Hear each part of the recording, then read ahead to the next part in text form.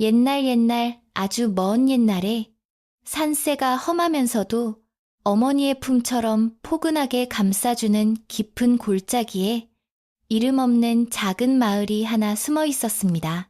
그 마을 어귀에는 수백 년 된 느티나무가 마을을 지키고 서 있었고, 그 뒤로 기와지붕이 첩첩이 쌓인 큰 기와집이 한 채 자리 잡고 있었는데, 사람들은 그곳을 조성가라고 불렀습니다.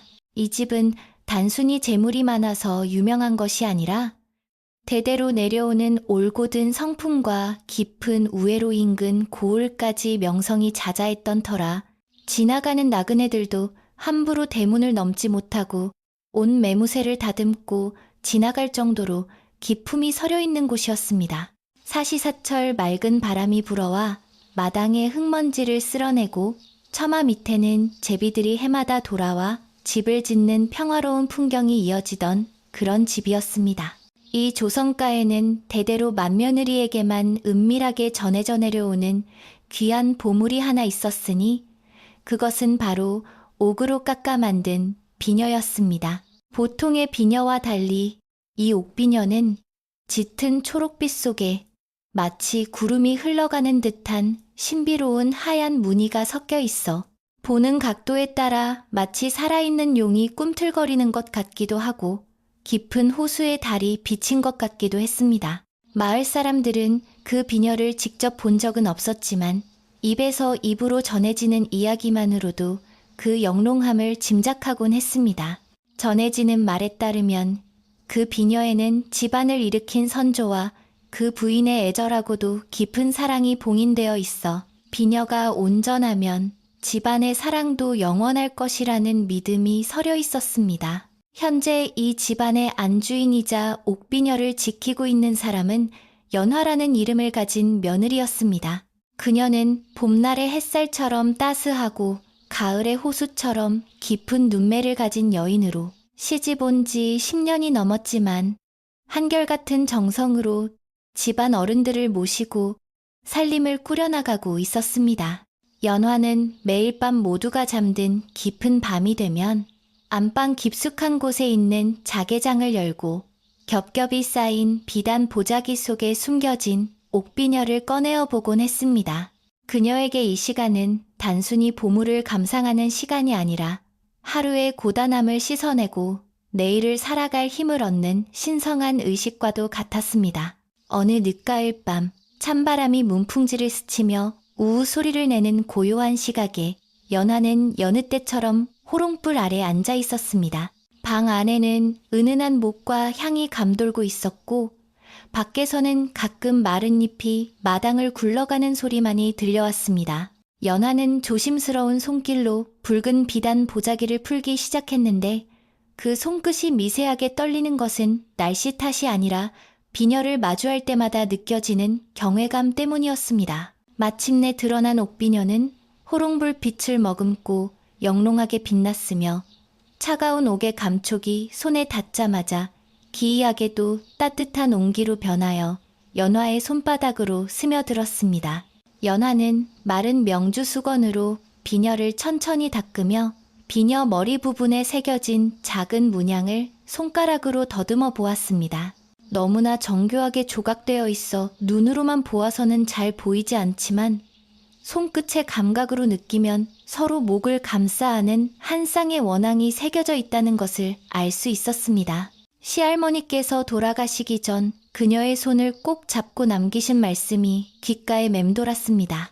이 비녀는 단순한 장신구가 아니라 사람의 마음을 묶어주는 끈과 같은 것이니 혹여라도 탐욕스러운 눈길이 닿지 않도록 늘 경계하고 마음을 닦아야 한다는 당부였습니다. 연화는 그 말씀의 무게를 다시 한번 가슴 깊이 새겼습니다. 조선가의 아침은 다른 집보다 일찍 시작되었는데 동이 트기도 전에 부엌에서는 구수한 밥 짓는 냄새와 맑은 국 끓이는 김이 피어올랐습니다. 연화는 흐트러짐 없는 모습으로 하인들을 지휘하며 집안 구석구석을 살폈는데 그녀의 목소리는 결코 높지 않았으나 위엄이 있어 누구도 거역하지 않았습니다. 마당을 쓰는 머슴의 빗질 소리, 장독대에서 들려오는 뚜껑 여닫는 소리, 그리고 부엌에서 도마를 두드리는 소리가 어우러져 마치 하나의 음악처럼 들려왔습니다. 이것은 연화가 시집와서 10년 동안 하루도 빠짐없이 지켜온 이 집안의 평화로운 질서였으며 그녀가 가장 사랑하는 일상의 풍경이기도 했습니다. 마당 한 구석에는 잎을 다 떨구고 붉은 감 몇 개만을 매달고 있는 늙은 감나무가 서 있었는데 까치들이 날아와 아침 인사를 건네곤 했습니다. 연화는 잠시 마루에 걸터 앉아 그 풍경을 바라보며 옥비녀가 지켜주고 있는 것이 바로 이런 평범하고도 소중한 행복임을 깨달았습니다. 비녀 속에 봉인된 사랑이라는 것이 거창한 열정이 아니라 가족들이 둘러앉아 따뜻한 밥 한 끼를 나누고 서로의 안부를 묻는 이런 소소한 일상 속에 스며들어 있다는 생각이 들었습니다. 그녀는 옷고름을 단정히 하며 오늘도 이 평화를 지키기 위해 최선을 다하겠노라 다짐했습니다. 하지만 연화의 마음 한구석에는 왠지 모를 불안감이 얇은 안개처럼 서려 있었는데 그것은 계절이 바뀌면서 불어오는 바람의 냄새가 예전과 달랐기 때문일지도 모릅니다. 유난히 올해 가을바람은 샤프하고 건조하여 살칸을 파고들었고 마을 아래 장터에서 들려오는 소문들도 흉흉한 기운을 담고 있었습니다. 어떤 이는 먼 곳에서 낯선 사람들이 보물을 찾아 돌아다닌다고 했고 또 어떤 이는 오래전 잊혔던 집안의 친척이 나타나 횡포를 부린다는 이야기를 하기도 했습니다. 연화는 그런 소문들이 자신의 집 대문을 넘지 못하도록 더욱 단속했지만 바람결에 실려오는 불안까지 막을 수는 없었습니다. 집안일을 도와주는 박노파는 연화가 시집 올 때 친정에서 데려온 유모로 연화의 마음을 누구보다 잘 아는 사람이었습니다. 주름진 얼굴에 세월의 지혜가 가득한 박노파는 따뜻한 유자차를 들고 마루로 나와 연화의 곁에 앉았습니다.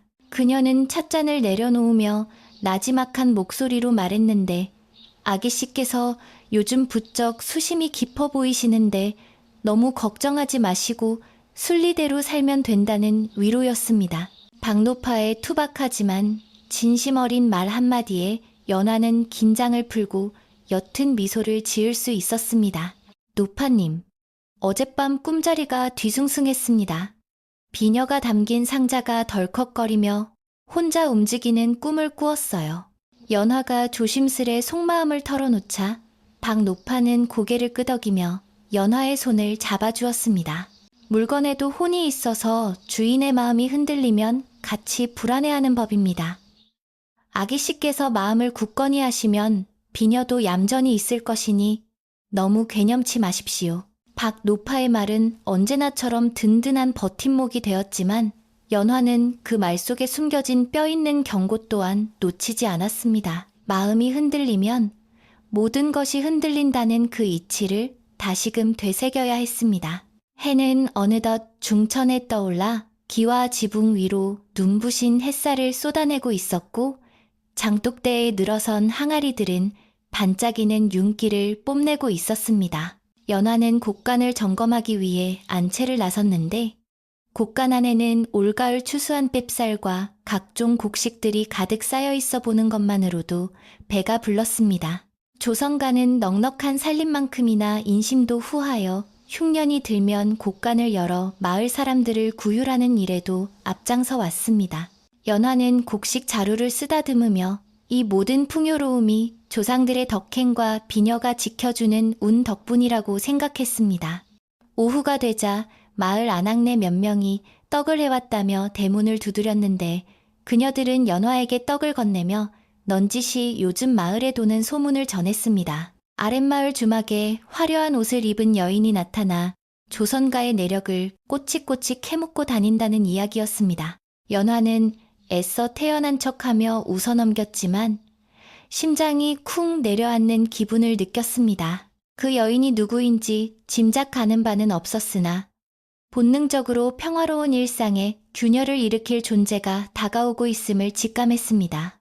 연화는 손님들을 보낸 뒤 다시 안방으로 돌아와 방문을 걸어 잠그고 잠시 생각에 잠겼습니다. 조선가의 옥비녀는 단순한 보석이 아니라 가문의 정통성을 상징하는 증표이기도 했습니다. 만약 누군가 그 비녀의 소유권을 주장하고 나선다면 그것은 곧 이 집안의 안주인 자리를 위협하는 것과 다름없었습니다. 연화는 벽에 걸린 시아버님의 초상화를 바라보며 어떤 일이 있어도 이 집안의 질서와 비녀를 지켜내겠다고 다짐했습니다. 밖에서는 바람이 거세지며 나뭇가지들이 서로 부딪히는 소리가 요란해지기 시작했습니다. 저녁 식사 시간이 되자 바깥일을 마치고 돌아온 남편과 시부모님이 한자리에 모였습니다. 식탁 위에는 따뜻한 밥과 정갈한 반찬들이 올라왔고 가족들은 도란도란 이야기를 나누며 식사를 했습니다. 연화는 가족들의 편안한 얼굴을 보며 잠시 근심을 잊을 수 있었지만 숟가락을 드는 손길은 여전히 조심스러웠습니다.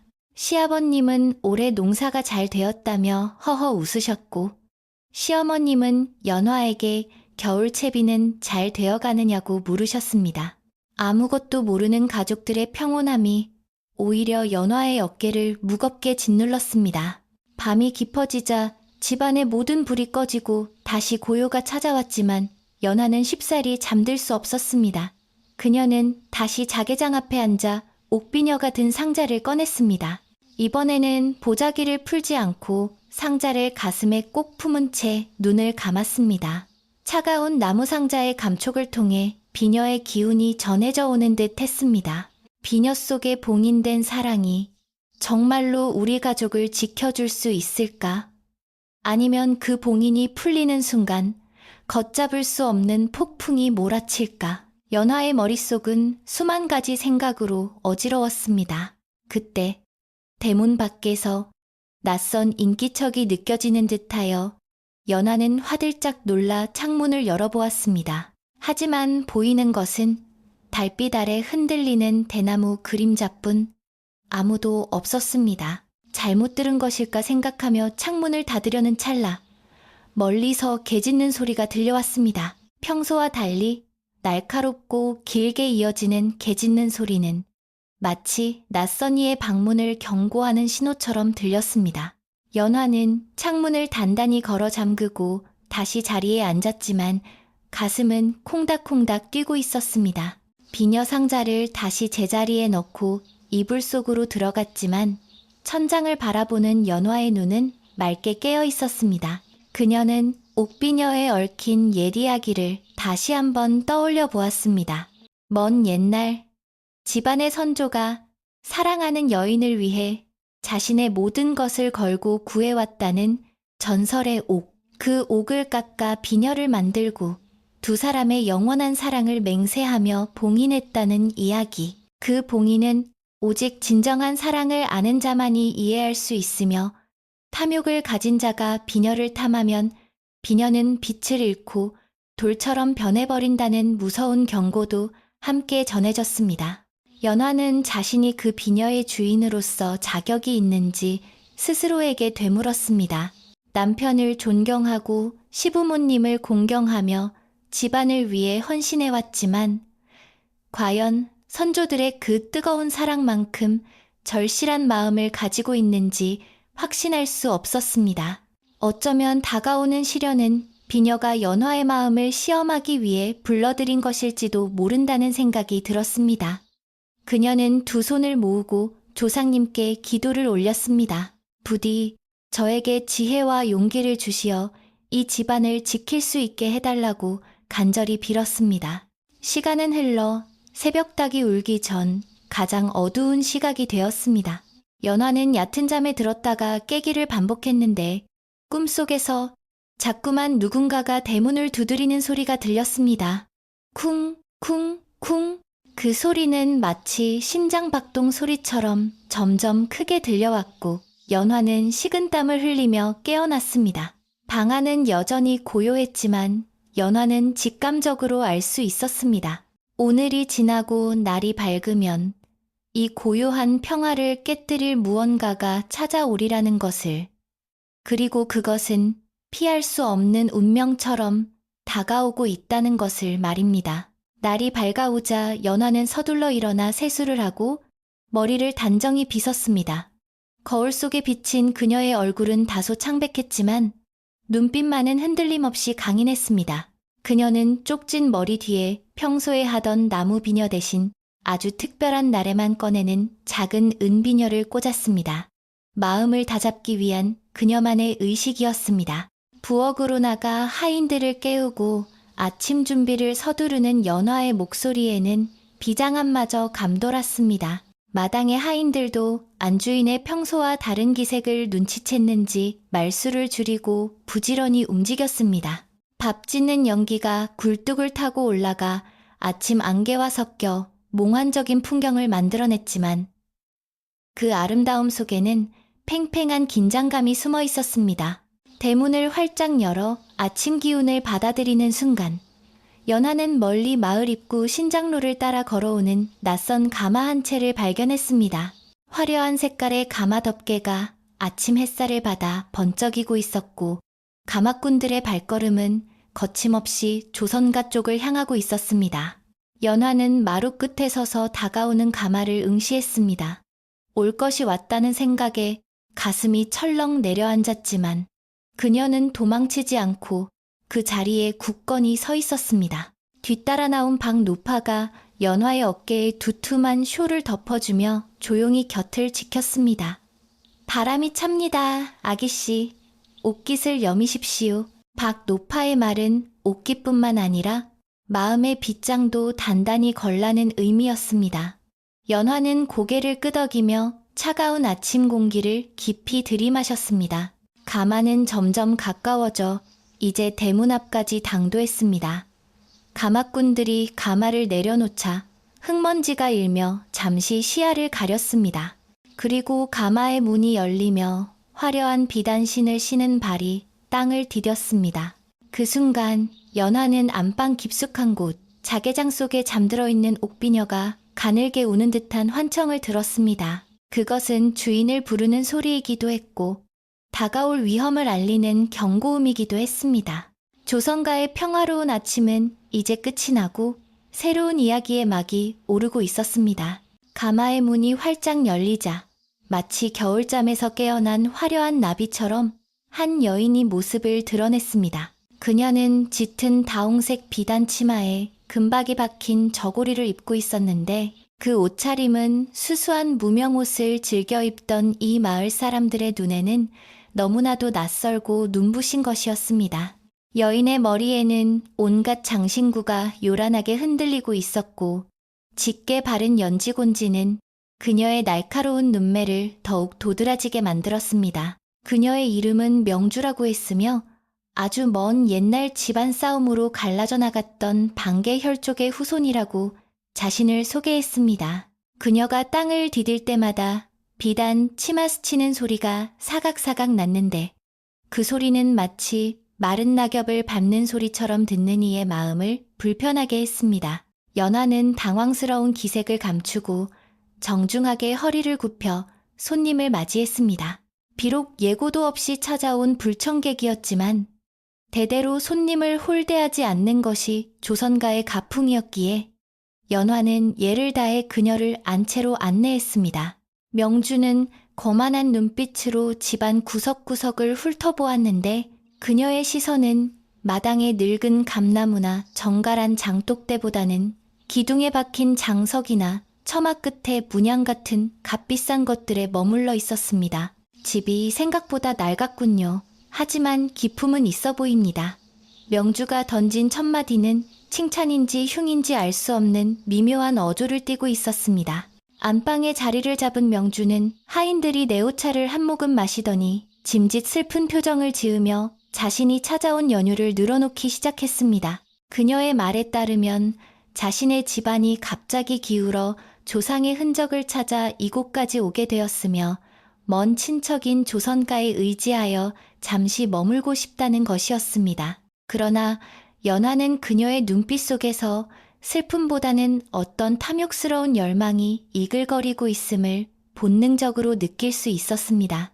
명주의 목소리는 높고 가늘어서 고즈넉한 한옥의 분위기와는 어울리지 않았고 그녀가 내뱉는 숨결에서는 진한 분 냄새가 풍겨와 방 안의 은은한 모가향을 덮어버렸습니다. 명주는 가져온 보따리를 풀며 온갖 화려한 선물들을 꺼내놓았습니다. 중국에서 가져왔다는 비단, 향기가 진한 향료, 그리고 기이한 모양의 놀이개들이 방바닥에 어지럽게 널렸습니다. 이런 시골에서는 구경하기 힘든 물건들일 겁니다. 형님께 드리는 제 성인이 받아주세요. 명주는 연화를 형님이라 부르며 친근한 척 다가왔지만 그 웃음 뒤에는 차가운 계산이 숨겨져 있는 듯 했습니다. 연화는 선물들을 보며 감사의 인사를 건넸지만 마음 한구석은 여전히 돌덩이를 얹은 듯 무거웠습니다. 그 물건들에서는 사람의 정성이나 온기가 느껴지지 않고 오로지 돈의 냄새만이 났기 때문입니다. 그날 오후부터 집안의 분위기는 사뭇 달라졌습니다. 명주가 데려온 하인들은 주인인 조성가의 하인들을 무시하며 거드름을 피웠고 마당을 오가며 큰 소리로 떠들어대어 평소의 고요함을 깨뜨렸습니다. 그들은 부엌을 기웃거리며 음식 타박을 하거나 곡간문을 힐끔거리며 재산이 얼마나 되는지 수군거렸습니다. 연화는 하인들을 단속하려 했지만 손님의 하인들까지 나무라는 것은 예의가 아니라 생각하여 꾹 참았습니다. 집안 곳곳에 스며든 낯선 기운은 마치 맑은 물에 떨어진 먹물 한 방울처럼 서서히 퍼져나갔습니다. 문제는 집 안에서만 그치지 않았습니다. 명주의 하인 중 입이 가벼운 여종 하나가 마을 우물가에 나가 동네 안악들과 어울리며 이상한 소문을 퍼뜨리기 시작한 것입니다. 사실 우리 마님께서 이곳에 오신 진짜 이유는 따로 있답니다. 이 댁에 대대로 내려오는 옥비녀 아시죠? 그게 원래는 우리 마님댁 물건이라더군요. 여종은 목소리를 낮추며 은밀하게 속삭였지만 그 말은 발없는 말이 되어 삽시간에 천리를 갔습니다. 빨래를 하던 안악들의 귀가 솔깃해졌고 물동이를 이고 가던 처녀들의 발걸음이 멈췄습니다. 어머, 정말이야? 조성가 사람들이 남의 물건을 가로채고 있었다는 거야?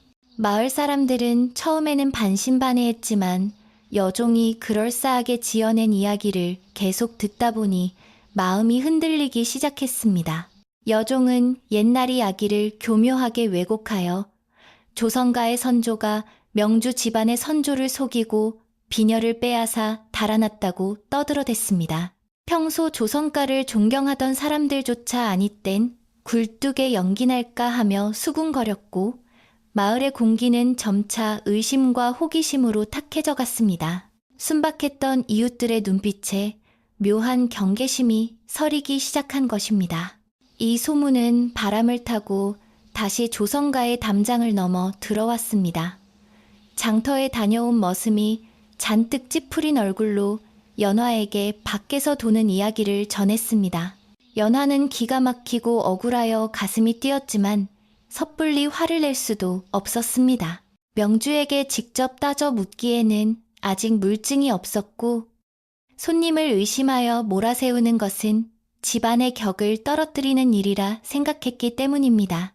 연화는 입술을 깨물며 끓어오르는 분노를 사겼지만 손끝이 파르르 떨리는 것은 어쩔 수 없었습니다. 그녀는 명주가 머무는 사랑채 쪽을 바라보며 깊은 한숨을 내쉬었습니다. 이 모든 상황을 지켜보고 있던 박노파가 조용히 연화의 방으로 들어왔습니다. 박노파는 평생 이 집안을 지켜온 산증인으로서 사람을 보는 눈이 매섭고 정확했습니다. 그녀는 연화의 앞에 앉아 주름진 손으로 연화의 떨리는 손을 감싸 쥐었습니다. 아기씨, 여우가 굴에 들어오면 닭들이 우는 법입니다. 저 사람은 빈손으로 갈 사람이 아닙니다. 박노파의 목소리는 낮고 엄숙했습니다. 그녀는 명주가 겉으로는 웃고 있지만 속에는 칼을 품고 있음을 단번에 간파했던 것입니다. 노파님, 어찌하면 좋겠습니까? 마을에는 벌써 흉흉한 소문이 돌고 저 사람은 우리 집안의 내력을 훤히 꿰뚫고 있는 듯합니다. 연화가 불안한 눈빛으로 묻자 박노파는 고개를 저으며 말했습니다. 소문은 바람과 같아서 불다가도 멈추는 법입니다. 중요한 것은 뿌리입니다. 아기씨께서 지키고 계신 그 비녀의 진짜 주인이 누구인지 비녀 스스로가 가장 잘 알 것입니다. 박노파는 연화에게 사람의 말에 휘둘리지 말고 비녀에 담긴 진심을 믿으라고 조언했습니다. 하지만 그 말 끝에는 허나 뱀이 벨리를 틀었으니 쫓아내려면 연기가 필요할 것입니다 라는 의미심장한 덧붙임이 있었습니다. 저녁이 되자 명주는 안채로 건너와 저녁상을 함께 받겠다고 청했습니다. 식사 자리에서도 명주의 수다는 끊이지 않았습니다. 그녀는 반찬 하나하나를 평하며 자신의 입맛이 얼마나 까다로운지 자랑했고 시부모님 앞에서도 기죽지 않고 자신의 가문 자랑을 늘어놓았습니다. 시아버님은 허허 웃으며 손님의 비위를 맞춰주려 했지만 시어머님의 표정은 점점 굳어지고 있었습니다. 연화는 밥알이 모래알처럼 느껴져 도저히 목으로 넘길 수가 없었습니다. 명주의 시선이 자꾸만 연화의 머리 쪽을 향하는 것을 느꼈기 때문입니다. 오늘은 비록 은비녀를 꽂고 있었지만 명주는 분명 장롱 속에 숨겨진 옥비녀를 찾고 있는 것이 분명했습니다. 형님, 듣자 하니 이 댁에 아주 귀한 옥비녀가 있다지요? 우리 집안 어른들도 옛날에 그런 보물을 가지고 계셨다는데 혹시 한번 구경할 수 있을까요? 명주가 마침내 본색을 드러내며 물었습니다. 순간 식사 자리에 찬물을 끼얹은 듯 정적이 흘렀습니다. 숟가락 부딪히는 소리마저 멈추고 모두의 시선이 연화에게 쏠렸습니다. 연화는 쿵쾅거리는 심장을 애써 진정시키며 차분하게 대답했습니다. 그것은 집안의 어른들만 보실 수 있는 물건이라 함부로 꺼낼 수가 없습니다. 다음에 기회가 되면 보여드리지요. 연화의 단호한 거절에 명주의 눈썹이 꿈틀했습니다. 어머, 같은 핏줄끼리 그리 야박하게 구실 것까지야. 제가 훔쳐가기라도 할까봐 그러십니까? 명주는 농담처럼 말하며 웃었지만 그 눈빛은 전혀 웃고 있지 않았습니다. 그녀는 젓가락을 탁 내려놓으며 묘한 불쾌감을 드러냈습니다. 시어머님이 나서서 새아기 말이 많네. 그 물건은 제사 때나 꺼내는 것이니 나중에 천천히 보도록 하게라며 상황을 수습하려 했지만 식탁 위의 분위기는 이미 돌이킬 수 없이 차가워져 버렸습니다. 명주는 입을 삐죽거리며 식사를 마치는 둥 마는 둥 자리에서 일어났습니다. 그날 밤 바람 소리가 더욱 거세졌습니다. 마당의 대나무 숲이 서로 몸을 부대끼며 서걱거리는 소리가 마치 누군가가 속삭이는 소리처럼 들렸습니다. 연화는 방으로 돌아와 촛불을 켜고 자개장 앞에 앉았습니다. 낮에 명주가 했던 말들이 귓가에 맴돌아 머리가 지끈거렸습니다. 그녀는 떨리는 손으로 비녀 상자를 꺼내 열어보았습니다. 그런데 놀랍게도 늘 은은한 초록빛을 띠던 옥비녀가 오늘따라 유난히 검푸른 빛을 띠고 있었습니다. 마치 비녀가 화를 내거나 두려움에 떨고 있는 것 같았습니다. 연화는 비녀를 손에 쥐어보았지만 평소의 따뜻한 온기 대신 서늘한 냉기가 느껴져 소스라치게 놀랐습니다. 비녀야, 너도 저 사람이 무서운 게냐? 아니면 네 주인이 바뀔까봐 걱정하는 게냐? 연화는 비녀에게 말을 걸어보았지만 비녀는 차가운 침묵만을 지킬 뿐이었습니다. 연화는 불안한 마음에 비녀를 다시 비단 보자기에 꽁꽁 싸서 자개장 가장 깊숙한 곳에 숨겼습니다. 그리고 그 앞에 무거운 이불을 겹겹이 쌓아두었습니다. 마치 그렇게 하면 명주의 탐욕스러운 손길로부터 비녀를 지킬 수 있을 것처럼 말입니다. 하지만 마음속의 불안은 겹겹이 쌓인 이불로도 막을 수 없었습니다.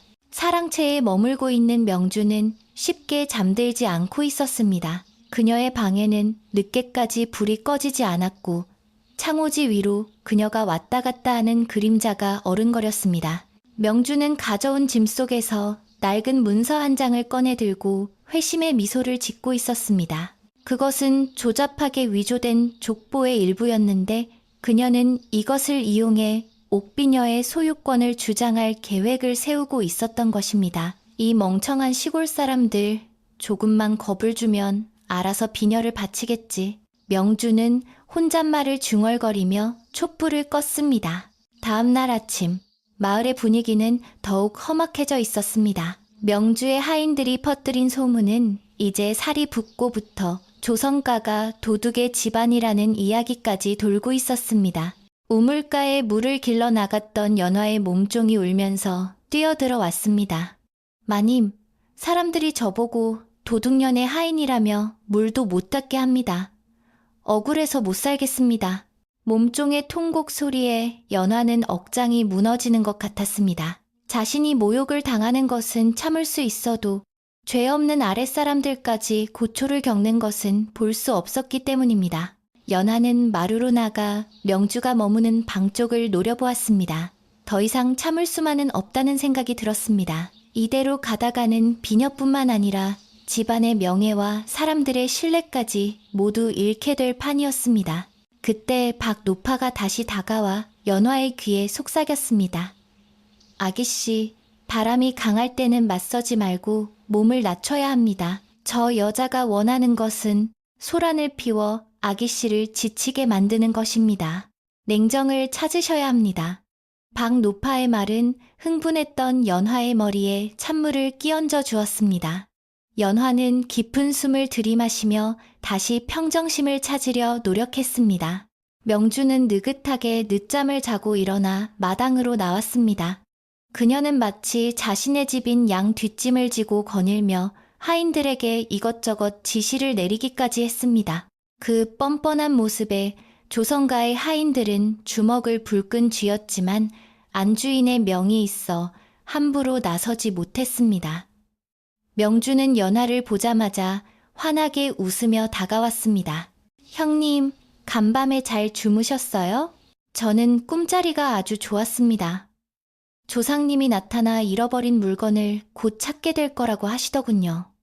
명주의 도발은 점점 노골적으로 변해가고 있었습니다. 연화는 명주의 눈을 똑바로 바라보며 차분하게 말했습니다. 조상님께서 말씀하신 잃어버린 물건이 무엇인지는 모르겠으나 남의 집에서 잃어버린 양심부터 찾으시는 게 어떻겠습니까? 연화의 뼈 있는 한마디에 명주의 얼굴이 일순간 일그러졌습니다. 하지만 그녀는 금세 표정을 바꾸며 코웃음을 쳤습니다. 말씀이 지나치시군요. 곧 누가 진짜 주인인지 밝혀질 텐데 그때도 그렇게 당당할 수 있는지 두고 보겠습니다. 명주는 패 돌아서서 대문 밖으로 나가버렸습니다. 그녀가 향한 곳은 마을 어르신들이 모여있는 마을 회관이었습니다. 명주가 마을 어른들을 찾아갔다는 소식에 집안은 발칵 뒤집혔습니다. 그녀는 분명 거짓 문서와 달변으로 어른들을 현혹하여 자신의 편으로 만들려 할 것이 뻔했습니다. 시아버님은 헛기침을 하며 안절부절 못하셨고 시어머님은 알아누우셨습니다. 집안의 기둥이 흔들리고 있었습니다. 연화는 이제 물러설 곳이 없음을 깨달았습니다. 이것은 단순한 물건 싸움이 아니라 진실과 거짓의 싸움이 되어버렸습니다. 그녀는 다시금 옷매무새를 다듬고 마음의 준비를 했습니다. 해질 무렵 명주가 돌아왔을 때 그녀의 뒤에는 마을 이장과 몇몇 어르신들이 함께 있었습니다. 그들의 표정은 굳어 있었고 조선가를 바라보는 눈빛에는 의심이 가득했습니다. 명주는 승리감에 도취된 표정으로 연화 앞에 섰습니다. 형님, 어르신들께서도 이 문제에 관심이 많으시더군요. 내일 날이 밝으면 마당에서 정식으로 이야기를 나누어 봅시다. 그 비녀가 누구의 것인지 공정하게 따져보자고요. 명주의 선전포고에 연화는 아무 말 없이 고개를 끄덕였습니다. 그날 밤은 조선가 역사상 가장 길고 어두운 밤이었습니다. 달조차 구름 뒤로 숨어버려 사방은 칠흑 같은 어둠에 잠겼습니다. 연화는 잠든 아이의 얼굴을 쓰다듬으며 눈물을 삼켰습니다. 내일이면 모든 것이 판가름 날 것입니다. 그녀는 다시 옥비녀를 꺼내들었습니다. 비녀는 여전히 차갑고 어두운 빛을 띠고 있었습니다. 부디 저에게 길을 보여주세요. 연화의 간절한 기도가 밤하늘로 흩어졌습니다. 바람소리는 마치 울음소리처럼 밤새도록 창문을 두드렸고 집안 곳곳에는 불안의 그림자가 짙게 드리워져 있었습니다. 내일 다가올 폭풍을 예고하듯 새벽 공기는 날카롭고 매서웠습니다. 조선가의 아침 안개는 평소와 달리 무겁고 축축하게 내려앉아 기와 지붕의 곡선조차 희미하게 만들고 있었습니다. 지난밤 내내 불어닥친 거센 바람 탓인지 마당의 늙은 감나무 가지 하나가 툭 부러져 바닥에 뒹굴고 있었는데 그 모습이 마치 이 집안의 꺾인 자존심을 보여주는 것 같아 보는 이들의 마음을 아프게 했습니다. 연화는 부러진 나뭇가지를 치우며 오늘이 지나면 이 집안의 운명이 어떻게 달라질지 가늠할 수 없는 두려움에 잠시 일손을 멈추었습니다. 집안의 하인들도 숨소리를 죽이며 발끝으로 걷는 듯 조심스러웠고 부엌에서 달그락거리는 그릇 소리마저도 죄인처럼 작게 들려왔습니다. 무거운 침묵만이 집안을 감싸고 도는 아침이었습니다. 사랑채의 문이 열리며 명주가 모습을 드러냈는데 그녀는 어제보다 더욱 화려한 옷차림으로 치장하고 있었습니다. 붉은 비단 치마는 아침 안개 속에서도 유독 선명하게 빛났고 머리에 꽂은 금박 장식들은 그녀가 고개를 돌릴 때마다 잘그락거리며 존재감을 과시했습니다. 명주는 마당을 가로질러 안채로 들어오며 마치 승리자가 개선행진을 하듯 당당한 걸음걸이를 보였습니다. 그녀의 손에는 낡고 색이 바랜 종이 뭉치가 들려 있었는데 그것이 바로 그녀가 주장하는 결정적인 증거인 듯 했습니다. 명주의 눈빛은 확신에 차 있었고 연화를 바라보는 입가에는 비릿한 조소가 걸려 있었습니다. 명주는 시아버님이 계신 대청마루에 올라가 넙죽 절을 올리고는 가져온 종이 뭉치를 펼쳐 보였습니다. 어르신, 이것 좀 보십시오. 저희 집안 대대로 내려오는 족보와 재산 목록입니다. 여기 분명히 기록되어 있지 않습니까? 옥비녀는 본래 저희 증조부님께서 만드신 것이라고 말입니다. 명주가 손가락으로 가리킨 곳에는 흐릿한 글씨로 옥비녀에 대한 설명이 적혀 있었습니다. 시아버님은 떨리는 손으로 종이를 받아들고 돋보기를 쓰셨지만 글씨가 너무 낡아 제대로 알아보기 힘들었습니다. 하지만 명주의 기세가 워낙 등등하여 시아버님의 눈동자는 혼란으로 흔들리고 있었습니다. 연화는 시아버님 곁에서 그 문서를 유심히 살펴보았습니다. 종이는 누렇게 변색되어 오래된 것처럼 보였으나 먹물의 번짐이나 종이의 질감이 왠지 모르게 낯설었습니다. 조선가는 대대로 종이를 귀하게 여겨 당나무로 만든 최상품 한지를 사용해왔는데 명주가 가져온 종이는 다소 거칠고 잡티가 섞여 있는 것이 보였습니다. 연화는 본능적으로 이것이 위조되었거나 교묘하게 짜깁기 된 문서임을 직감했습니다. 하지만 지금 당장 그것을 증명할 방법이 없어 입술만 깨물 뿐이었습니다.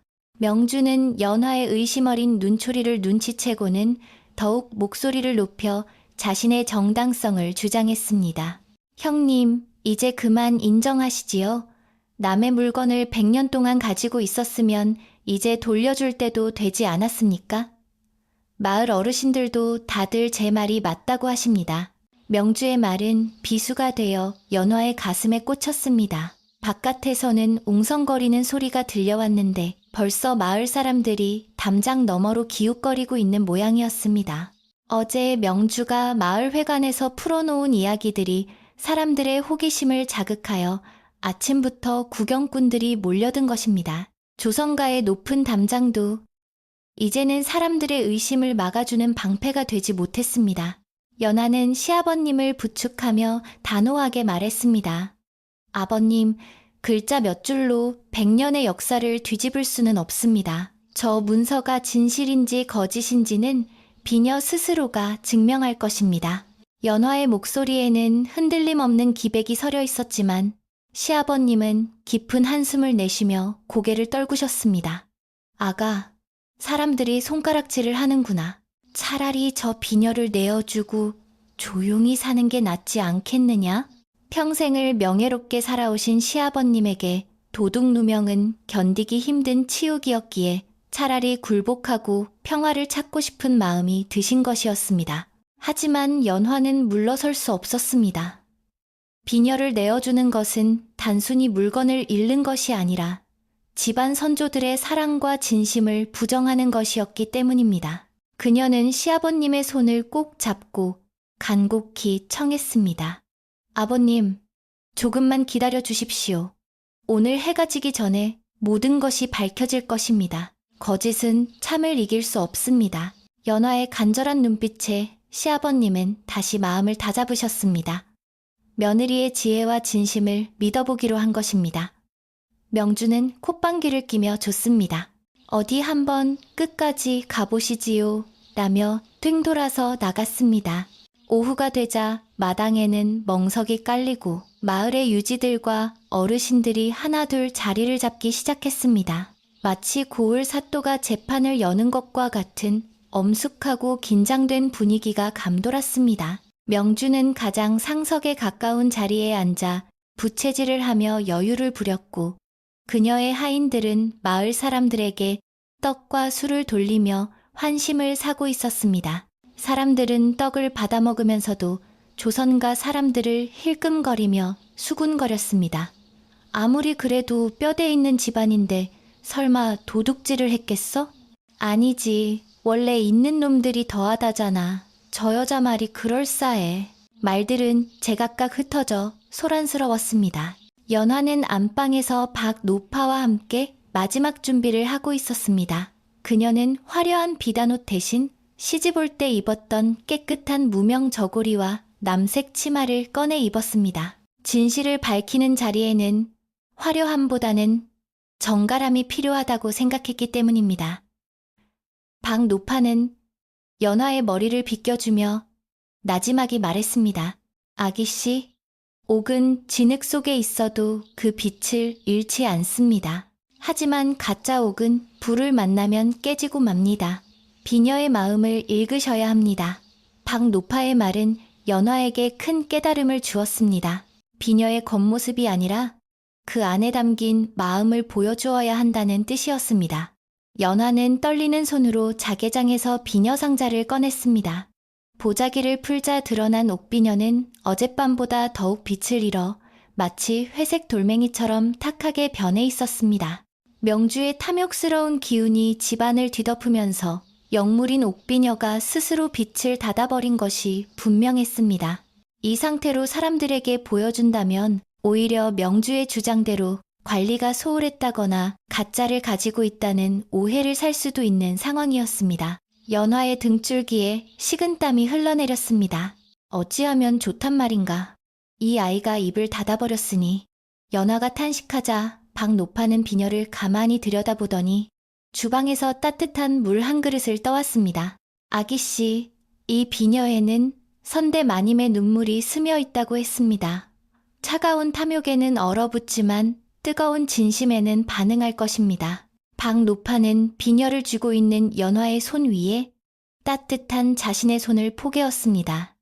온기가 전해지자 비녀의 표면에서 아주 미세한 물기 같은 것이 배어나오는 듯 했습니다. 연화는 그 순간 비녀가 살아있음을 느꼈습니다. 연화는 비녀를 자세히 관찰하기 시작했습니다. 평소에는 그저 아름다운 무늬라고만 생각했던 비녀 머리의 원앙 조각 사이로 아주 작은 틈새가 보였습니다. 그 틈은 머리카락 한 올이 들어갈까 말까 한 미세한 것이어서 육안으로는 거의 식별이 불가능했습니다. 연화는 기억을 더듬었습니다.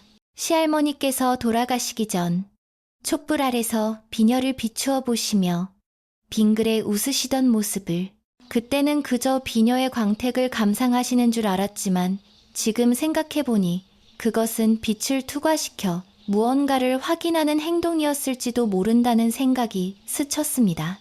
빛이다. 빛이 필요해. 연화는 혼잣말처럼 중얼거리며 촛불을 켜 비녀 뒤에 대보았습니다. 탁하게 죽어있던 옥의 내부에 희미하게 붉은 기운이 감돌기 시작했습니다. 놀랍게도 옥비녀의 중심부에는 겉에서는 보이지 않는 붉은 보석, 즉 심신이 박혀 있었던 것입니다. 그것은 겉을 깎아 만든 것이 아니라 옥이 생성될 때부터 안에 품고 있던 자연의 붉은 점이었습니다. 선조는 이 붉은 점을 일편단심의 상징으로 삼아 비녀를 만들었던 것입니다. 이것은 비녀를 쪼개보지 않는 이상, 그리고 빛을 비춰보지 않는 이상, 절대 알 수 없는 비밀이었습니다. 명주는 족보와 문서를 가지고 왔지만 이 비녀의 심장에 대해서는 알 리가 없었습니다. 그녀는 오로지 비녀의 값어치와 겉모습에만 집착했기 때문입니다. 연화는 비녀를 다시 비단 수건으로 감싸며 깊은 숨을 내쉬었습니다. 이제 싸울 무기가 생겼습니다. 하지만 이 무기는 양날의 검과 같아서 만약 사람들의 마음이 이미 명주에게 기울어 있다면 이 작은 붉은 점 하나로 모든 것을 뒤집기에는 역부족일 수도 있었습니다. 연화는 사람들의 양심과 비녀의 영험함을 믿는 수밖에 없었습니다. 밖에서 이장의 목소리가 들려왔습니다. 자, 이제 조선가의 안주인은 나오셔서 해명을 해주시구려. 이 댁의 명예가 걸린 일이니 피하지 마시고. 이장의 목소리는 정중했지만 재촉하는 기색이 역력했습니다. 명주의 앙칼진 목소리도 들렸습니다. 형님, 왜 이리 뜸을 들이십니까? 혹시 비녀를 어디다 감추거나 바꿔치기라도 하고 계신 건 아니겠지요? 사람들의 웃음소리가 와르르 터져 나왔습니다. 연화는 눈을 질끈 감았다 떴습니다. 이제는 나아가야 할 때였습니다. 연화는 비녀 상자를 품에 안고 방을 나섰습니다. 마루를 지나 디딤돌에 신발을 신는 동안 그녀의 심장은 쿵쿵거리며 귓가에 울렸습니다. 마당에 모인 수많은 사람들의 시선이 일제히 그녀에게 쏠렸습니다. 그 시선들은 호기심, 의심, 그리고 약간의 동정심이 섞인 복잡한 것들이었습니다. 명주는 의기양양한 표정으로 턱을 치켜들고 연화를 내려다보고 있었습니다. 그 모습이 마치 사냥감을 앞둔 맹수처럼 보였습니다. 연화는 고개를 숙이지 않고 똑바로 앞을 보며 멍석이 깔린 중앙으로 걸어갔습니다. 오래 기다리게 해서 죄송합니다. 연화의 목소리는 작았지만 또렷하게 마당에 울려 퍼졌습니다. 그녀는 자리에 앉아 품에 안고 있던 상자를 무릎 위에 올려놓았습니다.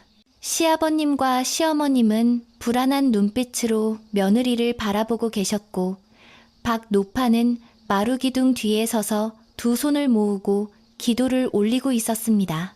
바람이 잠시 멈추고 마당에는 팽팽한 긴장감이 흘렀습니다. 심지어 나뭇가지에 앉아있던 까치들조차 숨을 죽이고 이 광경을 지켜보는 듯 했습니다. 명주가 먼저 입을 열었습니다. 형님, 긴 말 필요 없습니다. 그 상자를 열어 비녀를 보여주십시오. 그리고 제 문서에 적힌 대로 비녀 머리에 용무늬가 있는지 확인해 봅시다. 제 문서에는 분명 용이 승천하는 무늬가 새겨져 있다고 적혀 있으니까요. 명주는 자신이 가져온 문서를 흔들며 자신만만하게 말했습니다. 사람들은 웅성거리며 명주의 말에 고개를 끄덕였습니다. 그래, 문서에 그렇게 자세히 적혀 있으면 틀림없지. 용문이라니 역시 귀한 물건인가 봐. 여론은 점점 명주 쪽으로 기울고 있었습니다. 연화는 조용히 미소를 지었습니다. 명주가 제 발등을 찍는 말을 했기 때문입니다. 이 비녀에 새겨진 것은 용이 아니라 원앙이었습니다. 명주가 가져온 문서가 위조되었다는 결정적인 증거가 스스로의 입에서 나온 것입니다. 하지만 연화는 서두르지 않았습니다. 지금 바로 반박하면 명주는 오래되어서 기억이 잘못됐다거나 문의를 잘못 봤다며 둘러댈 것이 뻔했습니다. 더 확실하고 빼도 박도 못할 증거를 보여주어야 했습니다. 연화는 상자 뚜껑에 손을 올리며 천천히 말했습니다. 명주 아우님, 이 비녀는 단순히 무늬로 주인을 가리는 물건이 아닙니다. 비녀가 스스로 주인을 알아보고 반응한다는 전설을 들어보셨는지요? 연화의 말에 사람들은 호기심 어린 눈빛을 보냈지만 명주는 코웃음을 쳤습니다. 그런 귀신 씻나락 까먹는 소리는 집어치우십시오. 물건이 어떻게 사람을 알아본다는 말입니까? 억지 부리지 말고 어서 뚜껑이나 여시지요.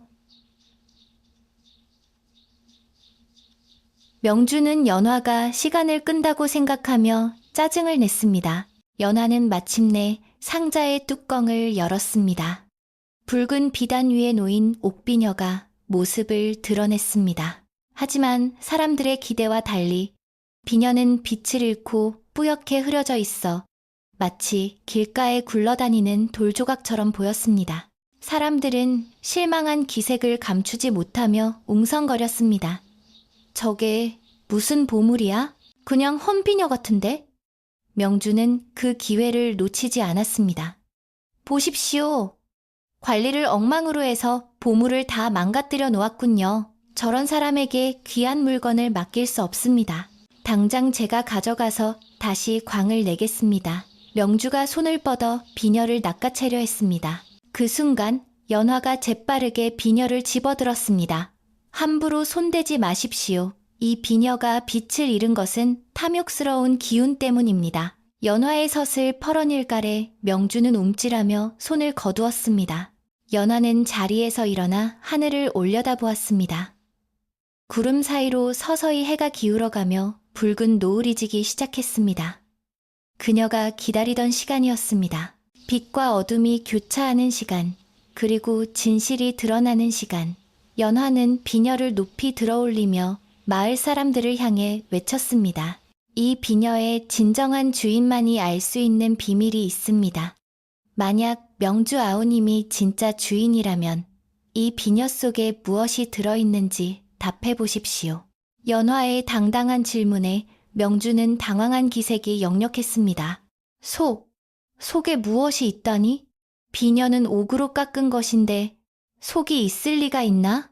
명주는 허둥대며 말을 더듬었습니다. 사람들의 시선이 다시 연화에게 집중되었습니다.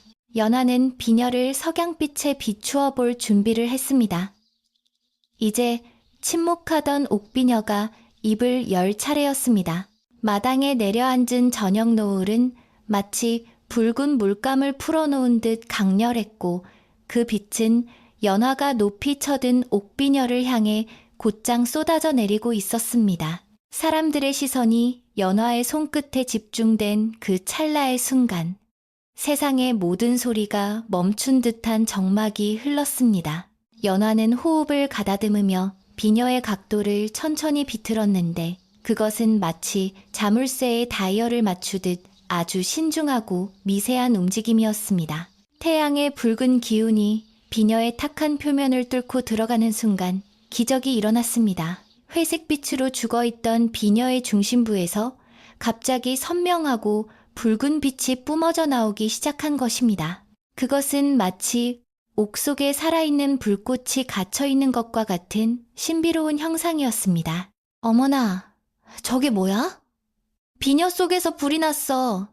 앞줄에 앉아있던 아낙네가 놀라 소리쳤고 웅성거림은 파도처럼 뒤로 퍼져나갔습니다. 옥비녀의 중심에 박혀있던 붉은 심심이 석양빛을 받아 투명하게 빛나면서 비녀 전체를 붉은 기운으로 감싸 안은 것이었습니다.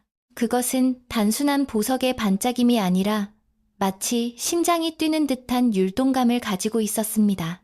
연화는 비녀를 천천히 돌려가며 그 붉은 빛이 사람들의 눈에 똑똑히 박히도록 보여주었습니다. 차갑던 옥비녀는 이제 노을빛보다 더 붉고 뜨거운 생명력을 뿜어내고 있었고 보는 이들로 하여금 저절로 경외감을 불러일으키게 만들었습니다. 연화는 떨리는 목소리를 감추고 단호하게 입을 열었습니다. 보시다시피 이 비녀 안에는 붉은 심장이 숨어 있습니다. 우리 집안의 선조께서 이 비녀를 만드실 때 변치 않는 사랑을 맹세하며 자연적으로 붉은 점이 박힌 희귀한 옥을 고르셨기 때문입니다. 이것이 바로 일편단심을 상징하는 증표입니다. 연화의 설명에 마을 어르신들은 고개를 끄덕이며 감탄했습니다. 과연 겉만 번지르르한 것이 아니라 속에 저런 뜻이 숨어 있었구먼. 사람들의 마음속에 있던 의심의 안개가 걷히고 그 자리에 진실의 빛이 스며들기 시작했습니다. 이제 연화의 시선은 명주를 향했습니다. 명주는 붉게 빛나는 비녀를 보며 입을 다물지 못한 채 굳어 있었습니다. 그녀가 위조한 문서 어디에도 비녀 속에 붉은 보석이 있다는 내용은 없었기 때문입니다. 연화는 한 걸음 더 명주 앞으로 다가가 물었습니다. 명주 아우님, 아우님이 가져온 그 족보와 재산 목록에 이 붉은 심장에 대한 기록이 단 한 줄이라도 있습니까? 만약 진짜 주인의 기록이라면 가장 중요한 이 특징을 빠뜨렸을 리가 없지 않겠습니까? 연화의 날카로운 지적에 명주는 허둥지둥 문서를 뒤적였지만 낡은 종이 위에는 그저 먹물 자국만 가득할 뿐이었습니다. 이건 뭔가 착오가 있는 겁니다. 세월이 흘러 기록이 지워졌을 수도 있고 명주는 땀을 뻘뻘 흘리며 변명하려 했지만 목소리는 이미 힘을 잃고 떨리고 있었습니다. 연화는 여기서 멈추지 않았습니다. 그녀는 택기를 박듯 두 번째 진실을 꺼내 들었습니다.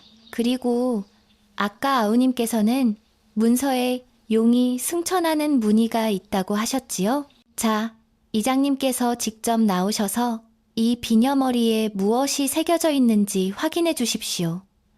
연화는 정중하게 이장을 앞으로 청했습니다. 이장은 돋보기를 꺼내 들고 비녀 앞으로 다가왔습니다. 마을 사람들의 눈과 귀가 이장의 입에 쏠렸습니다. 이장은 돋보기를 통해 비녀 머리를 한참이나 들여다보더니 허허 웃으며 무릎을 쳤습니다. 이건 용이 아니구먼. 서로 불의를 맞대고 있는 원앙 한 쌍이야. 어찌나 정교한지 얼핏 보면 구름무늬 같지만 자세히 보면 깃털 하나하나가 살아있는 원앙일세. 이장의 확인 사살에 명주의 얼굴은 흑빛으로 변했습니다. 용과 원앙. 그것은 착각할 수 없는 명백한 차이였습니다. 명주가 가져온 문서가 엉터리 가짜라는 것이 만천하에 드러나는 순간이었습니다. 마당의 분위기는 순식간에 역전되었습니다. 조금 전까지 명주의 편을 들던 사람들조차 혀를 차며 그녀를 비난하기 시작했습니다. 세상에, 어쩌면 저렇게 뻔뻔하게 거짓말을 할 수가 있어? 남의 집 귀한 물건을 가로채려고 사기를 쳤구먼. 쏟아지는 비난의 화살 속에 명주는 쥐구멍이라도 찾고 싶은 심정이었습니다. 그녀는 화려한 비단 치마를 움켜쥐고 부들부들 떨었습니다. 자신의 탐욕이 빚어낸 거짓이 진실의 빛 아래서 낱낱이 발가벗겨진 꼴이었습니다. 그녀의 하인들조차 창피함에 고개를 들지 못하고 슬금슬금 뒷걸음질을 쳤습니다. 명주는 마지막 발악으로 소리를 질렀습니다. 다들 속고 있는 거야. 저 여자가 요술을 부린 거라고. 내 문서는 진짜야. 하지만 그녀의 외침은 공허한 메아리가 되어 흩어질 뿐 아무도 귀담아 듣지 않았습니다. 오히려 그 악쓰는 모습이 더욱 추하게 보여 사람들의 눈살을 찌푸리게 만들었습니다. 박노파가 마루에서 내려와 명주 앞을 가로막으며 점잖게 꾸짖었습니다. 손님, 이제 그만하시지요. 해가 지면 그림자도 사라지는 법입니다. 더 이상 추해지기 전에 물러가는 것이 그나마 남은 체면을 지키는 길일 것입니다. 연하는 명주를 몰아세우거나 벌을 주려 하지 않았습니다. 그녀는 옥비녀를 다시 상자에 조심스럽게 담으며 명주에게 다가갔습니다. 그리고 낮지만 힘있는 목소리로 말했습니다. 우리는 한때 같은 핏줄이었을지도 모릅니다. 그래서 아우님의 잘못을 덮어드리고 싶습니다. 이 비녀는 탐욕을 가진 자에게는 돌이 되지만 진심을 가진 자에게는 빛이 됩니다. 아우님께서도 언젠가 진짜 소중한 것이 무엇인지 깨닫는 날이 오기를 바랍니다. 연화의 자비로운 태도는 명주에게 더 큰 부끄러움을 안겨주었습니다. 명주는 더 이상 버틸 힘이 없었습니다. 그녀는 억울함과 분함, 그리고 창피함이 뒤섞인 눈물을 흘리며 바닥에 주저앉았다가 하인들의 부축을 받고 겨우 일어섰습니다. 그녀는 도망치듯 가마에 올라탔고 가마꾼들은 뒤도 돌아보지 않고 마을 밖으로 내달렸습니다. 명주가 떨어뜨리고 간 위조 문서는 바람에 날려 마당 구석의 흙탕물 속에 처박혔습니다. 그것은 탐욕의 허망한 최후를 보여주는 듯 했습니다. 가마가 멀어지자 마을 사람들 사이에서는 안도의 한숨과 박수가 터져나왔습니다. 역시 조선가 며느님이 보통 내기가 아니구먼. 우리 마을의 자랑이야. 사람들은 연화에게 다가와 사과의 말을 건넸습니다. 우리가 잠시 귀신에 홀렸었나 봅니다. 며느님, 용서해 주시오. 연화는 사람들의 손을 잡아주며 따뜻하게 웃어 보였습니다. 아닙니다. 오해가 풀렸으니 그것으로 되었습니다. 모두 돌아가셔서 편안한 저녁 드십시오. 연화의 너그러움에 사람들은 더욱 감동하여 머리를 조아렸습니다. 소란스러웠던 마당은 썰물이 빠져나가듯 다시 고요를 되찾아갔습니다. 사람들이 모두 돌아가고 대문이 굳게 닫히자 시아버님은 그제야 다리에 힘이 풀리셨는지 마루에 주저앉으셨습니다.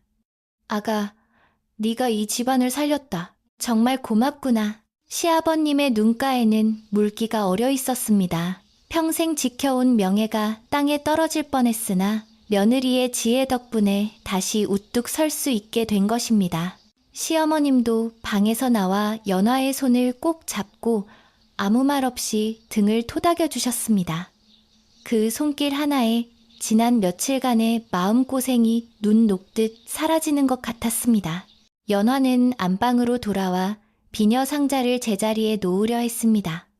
그런데 놀라운 일이 벌어졌습니다. 아까까지만 해도 탁하게 흐려져 있던 옥비녀가 다시 본래의 영롱한 초록빛을 되찾은 것입니다. 아니, 예전보다 더 맑고 투명하게 빛나고 있었습니다.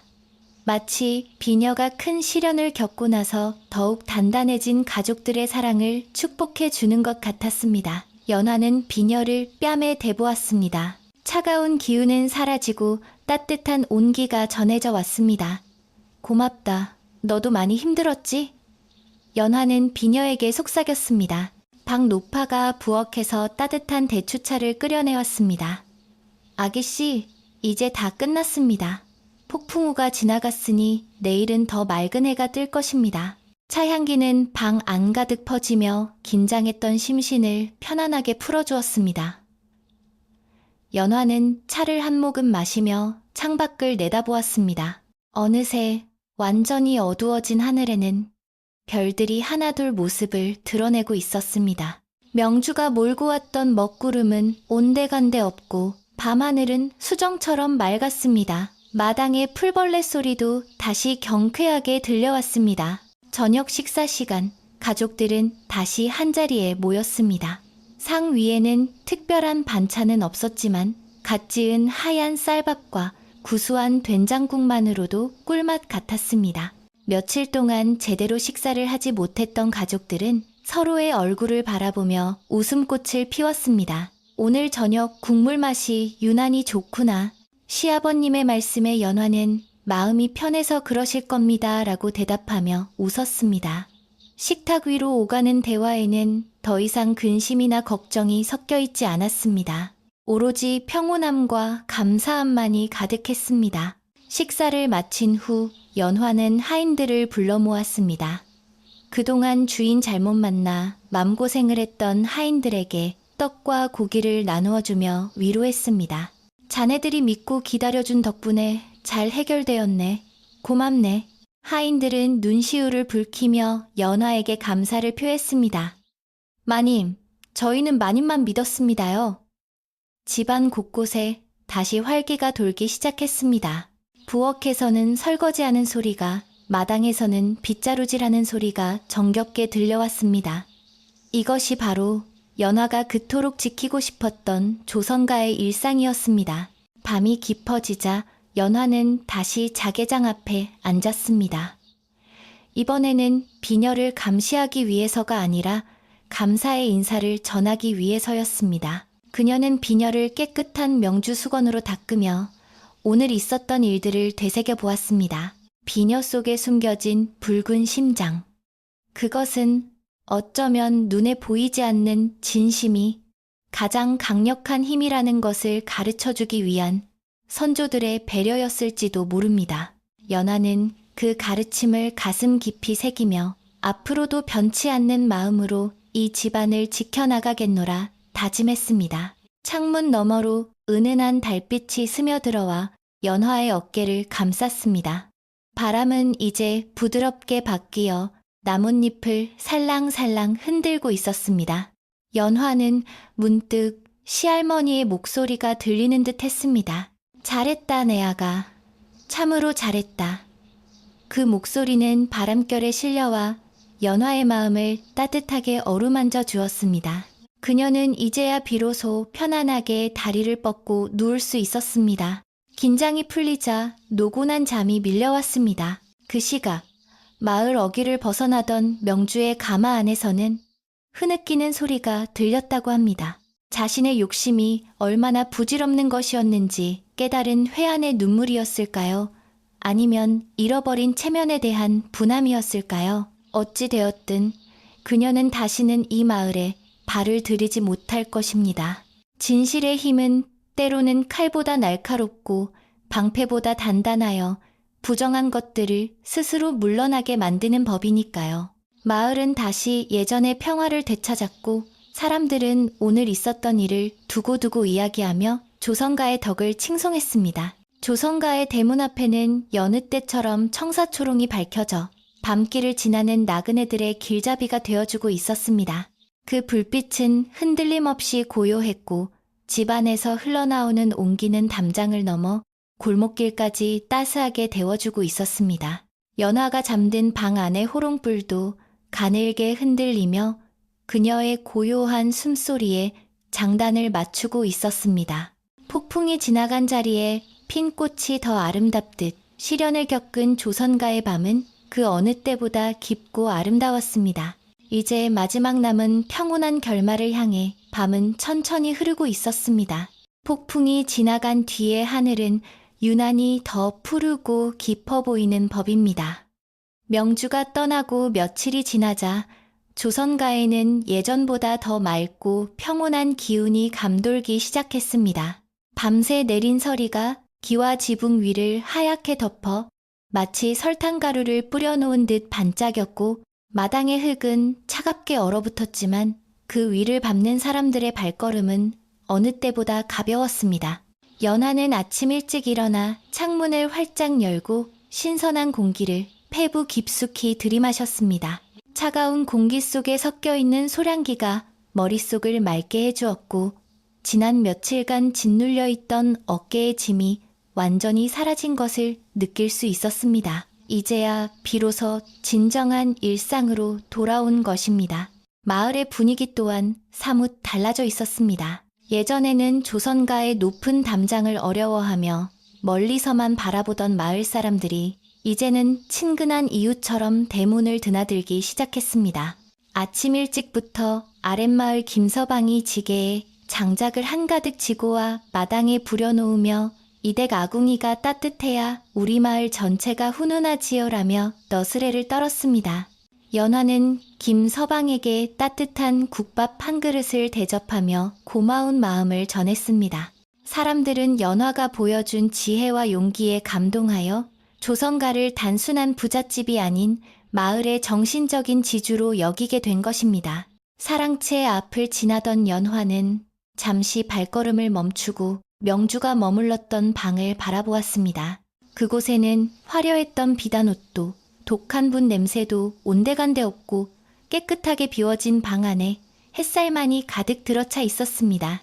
하인들이 창호지를 새로 바르고 쑥을 태워 나쁜 기운을 모두 몰아낸 덕분이었습니다. 연화는 그 텅 빈 방을 보며 탐욕이란 것이 얼마나 허망한 것인지를 다시 한번 되새겼습니다. 가득 채우려 할수록 오히려 모든 것을 잃게 된다는 평범한 진리가 가슴 깊이 와닿았습니다. 그녀는 이제 그 방을 손님방이 아닌 마을 아이들을 가르치는 글방으로 쓰면 좋겠다는 생각을 했습니다. 오후가 되자 집안은 겨울 준비로 분주해졌습니다. 오늘은 1년 중 밤이 가장 길다는 동지였기에 팥죽을 쑤어 사악한 기운을 물리치고 새해의 건강을 비는 날이었습니다. 부엌의 커다란 가마솥에서는 붉은 팥이 보글보글 끓으며 구수한 냄새를 풍기고 있었고 안채 마루에서는 옹기종기 모여 앉은 아낙네들이 새알심을 빚느라 웃음꽃을 피우고 있었습니다. 올해 새알심은 유난히 동글동글 예쁘게 빚어지네. 내년에는 더 좋은 일이 생길 모양이야. 박노파의 덕담에 연화도 소매를 걷어붙이고 찹쌀 반죽을 떼어내며 미소 지었습니다. 하얀 찹쌀가루가 손에 묻어나는 느낌이 부드럽고 따뜻했습니다. 박노파는 늙은 호박을 썰어 넣으며 옛날 이야기를 하나 더 들려주었습니다. 아기씨, 팥의 붉은색은 양의 기운이라 음기를 쫓는다고 하지요. 하지만 더 중요한 것은 팥죽을 나누어 먹는 마음입니다. 뜨끈한 죽 한 그릇을 나누면 서운했던 마음도 녹고 꽁꽁 얼었던 사이도 풀리는 법이니까요. 박노파의 말처럼 오늘 끓이는 팥죽은 단순히 가족들만 먹을 것이 아니었습니다. 솥을 넉넉히 걸어 마을 회관에도 보내고 홀로 사는 노인들에게도 배달할 계획이었습니다. 연화는 끓고 있는 팥죽의 붉은 빛이 며칠 전 비녀에서 뿜어져 나오던 그 진심의 빛깔과 닮았다고 생각했습니다. 해가 뉘엿뉘엿 저물어가자 부엌 굴뚝에서는 하얀 연기가 피어올라 저녁 하늘을 수놓았습니다. 갓 끓여낸 팥죽을 커다란 항아리에 담아 하인들이 마을로 나르기 시작했고 집안 식구들도 상을 펴고 둘러 앉았습니다. 김이 모락모락 나는 팥죽 그릇을 앞에 두고 시아버님은 숟가락을 들며 말씀하셨습니다. 올해는 참으로 다사다난했으나 이렇게 온 가족이 무탈하게 한 상을 받으니 더 바랄 것이 없구나. 이 모든 것이 며느리의 덕분이다. 시아버님의 칭찬에 연화는 얼굴을 붉히며 고개를 숙였습니다. 아닙니다, 아버님. 조상님께서 보살펴 주신 덕입니다.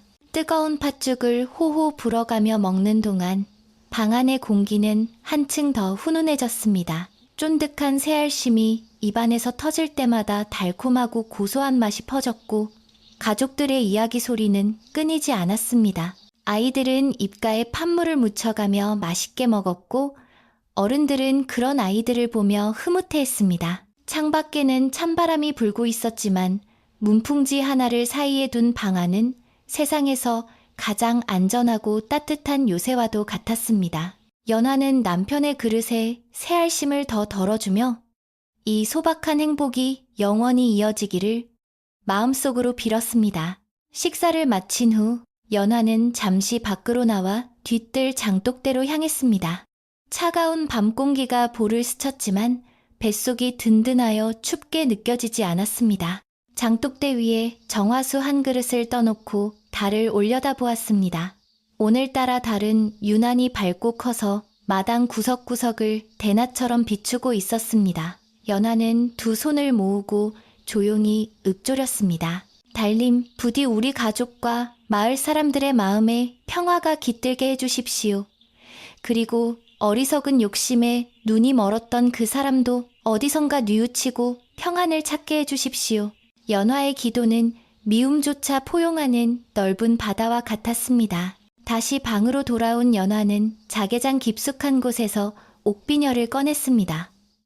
이제는 비녀를 숨기지 않고 안방에 가장 잘 보이는 문갑 위에 올려두기로 마음먹었습니다. 비녀는 더 이상 감추어야 할 비밀이 아니라 집안의 자랑스러운 상징이 되었기 때문입니다. 방 노파가 짜준 고운 비단 받침 위에 비녀를 올려놓자 은은한 달빛을 받은 옥비녀가 신비로운 광채를 뿜어냈습니다. 그 빛은 화려하거나 눈부시지 않고 마치 촛불처럼 은은하게 방안을 밝혀주어 보는 사람의 마음을 차분하게 가라앉혀 주었습니다. 이제 편히 쉬렴.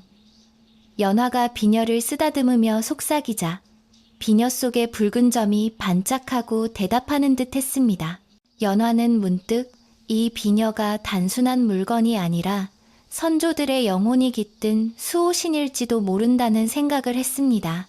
집안의 위기가 닥치면 스스로 빛을 잃어 경고하고 진심이 통하면 다시 빛을 발하여 길을 안내해주는 그런 존재 말입니다. 그녀는 비녀를 바라보며 다짐했습니다. 앞으로 이 비녀를 물려받을 다음 세대에게도 이 속에 담긴 사랑과 진심의 가치를 잊지 않고 전해주겠노라고. 밤이 깊어지자 마을의 불빛들이 하나둘 꺼지고 세상은 고요한 잠 속으로 빠져들었습니다. 그런데 하늘에서 하얀 송이들이 하나둘 떨어지기 시작했습니다. 첫눈이었습니다. 아무런 소리 없이 내리는 눈은 마당에 발자국을 지우고 지붕에 굴곡을 덮으며 온 세상을 순백색으로 바꾸어 놓았습니다. 연화는 창문을 살짝 열어 눈 내리는 풍경을 바라보았습니다. 어머, 눈이 오네. 그녀의 탄성에 잠자리에 들려던 남편도 다가와 어깨를 감싸주었습니다. 두 사람은 나란히 서서 소리 없이 쌓이는 눈을 바라보며 평화로운 침묵을 공유했습니다. 눈은 마치 세상의 모든 더러움과 상처를 덮어주려는 듯 끊임없이 내렸습니다. 명주가 남기고 간 바퀴 자국도 사람들이 웅성거렸던 마당의 흔적도 모두 하얀 눈 아래로 사라졌습니다. 오직 깨끗하고 순수한 풍경만이 남았습니다. 연화는 이 눈이 내년 농사의 풍년을 알리는 서설의 쉼을 알았습니다. 눈이 많이 오면 보리 농사가 잘 된다는 옛말처럼 내년에는 이 마을에 더욱 풍요롭고 좋은 일들만 가득할 것 같은 예감이 들었습니다. 차가운 눈송이가 손등에 내려앉아 사르르 녹는 느낌마저 따스하게 느껴졌습니다. 연화는 이부자리를 펴고 눕기 전에 박노파의 방을 살폈습니다. 노파는 이미 깊은 잠에 들어 고른 숨소리를 내고 있었습니다. 평생을 남을 위해 살아온 고단한 몸을 따뜻한 아랫목에 누이고 쉬는 모습이 평화로워 보였습니다. 연화는 노파의 이불깃을 여며드리고 조용히 문을 닫고 나왔습니다. 집안 식구 모두가 걱정 없이 단잠을 자고 있다는 사실이 연화에게는 가장 큰 기쁨이었습니다. 그녀는 복도를 지나며 기둥 하나하나, 문살 하나하나에 감사의 인사를 전했습니다. 이 집이 우리를 지켜주어서 고맙다고. 안방으로 돌아온 연화는 등잔불에 심지를 낮추어 방안을 어둑하게 만들었습니다. 따뜻하게 데워진 온돌 바닥에 등을 대고 눕자 하루의 피로가 눈 녹듯 사라지며 나른한 기운이 몰려왔습니다. 옆에 누운 남편의 규칙적인 숨소리가 자장가처럼 들려왔습니다. 연화는 눈을 감고 머릿속으로 행복한 상상을 했습니다. 내일 아침 눈 덮인 마당을 쓸고 깨끗한 눈을 모아 차를 끓여 마시는 상상을, 그리고 봄이 오면 마당 가득 피어날 꽃들과 여름이면 시원한 그늘을 만들어줄 감나무를 생각했습니다. 문득 며칠 전 폭풍우 치던 밤, 잠 못 이루고 뒤척이던 자신이 떠올랐습니다. 그때는 이 밤이 영원히 끝나지 않을 것만 같았고 두려움에 떨며 비녀를 품에 안고 있었습니다. 하지만 결국 아침은 왔고 진실은 밝혀졌으며 평화는 다시 찾아왔습니다. 연화는 깨달았습니다. 인생의 어떤 시련도 영원하지 않으며 올바른 마음을 가지고 버티면 반드시 좋은 날이 온다는 것을요. 그녀의 입가에 옅은 미소가 번졌습니다. 그것은 승리자의 미소가 아니라 삶의 이치를 깨달은 현자의 편안한 미소였습니다. 창밖에는 여전히 눈이 내리고 있습니다. 사락사락. 눈 쌓이는 소리가 아주 작게 들려옵니다. 마치 누군가가 이제 괜찮아, 다 괜찮아 라고 속삭이며 토닥여주는 소리 같습니다. 마을 어귀의 느티나무도, 조선가의 늙은 감나무도, 장독대의 항아리들도 모두 하얀 이불을 덮고 깊은 겨울잠에 들었습니다. 세상의 모든 소란이 잠들고 오직 평온함만이 존재하는 시간입니다. 연화의 호흡도 점점 깊어지고 느려집니다. 꿈속에서도 그녀는 행복한 미소를 짓고 있을 것입니다. 이야기를 듣고 계신 여러분, 오늘 밤 여러분의 마음에도 이토록 포근하고 하얀 눈이 내리기를 바랍니다. 걱정과 근심은 모두 저 눈 밑에 묻어두고 오직 따뜻하고 행복한 기억만을 품고 잠드시길 바랍니다. 조성가의 옥비녀가 영원한 사랑을 지켰듯이 여러분의 잠자리도 편안한 꿈이 지켜줄 것입니다. 밤이 깊었습니다. 바람도 잠들고 별들도 눈을 감는 시간입니다. 부디 여러분도 이 평화로운 이야기 속에서 가장 편안한 쉼을 얻으시길 기원합니다. 첫눈이 소복하게 쌓인 다음 날 아침, 조선가의 풍경은 마치 한 폭의 수묵화처럼 고요하고 아름다웠습니다.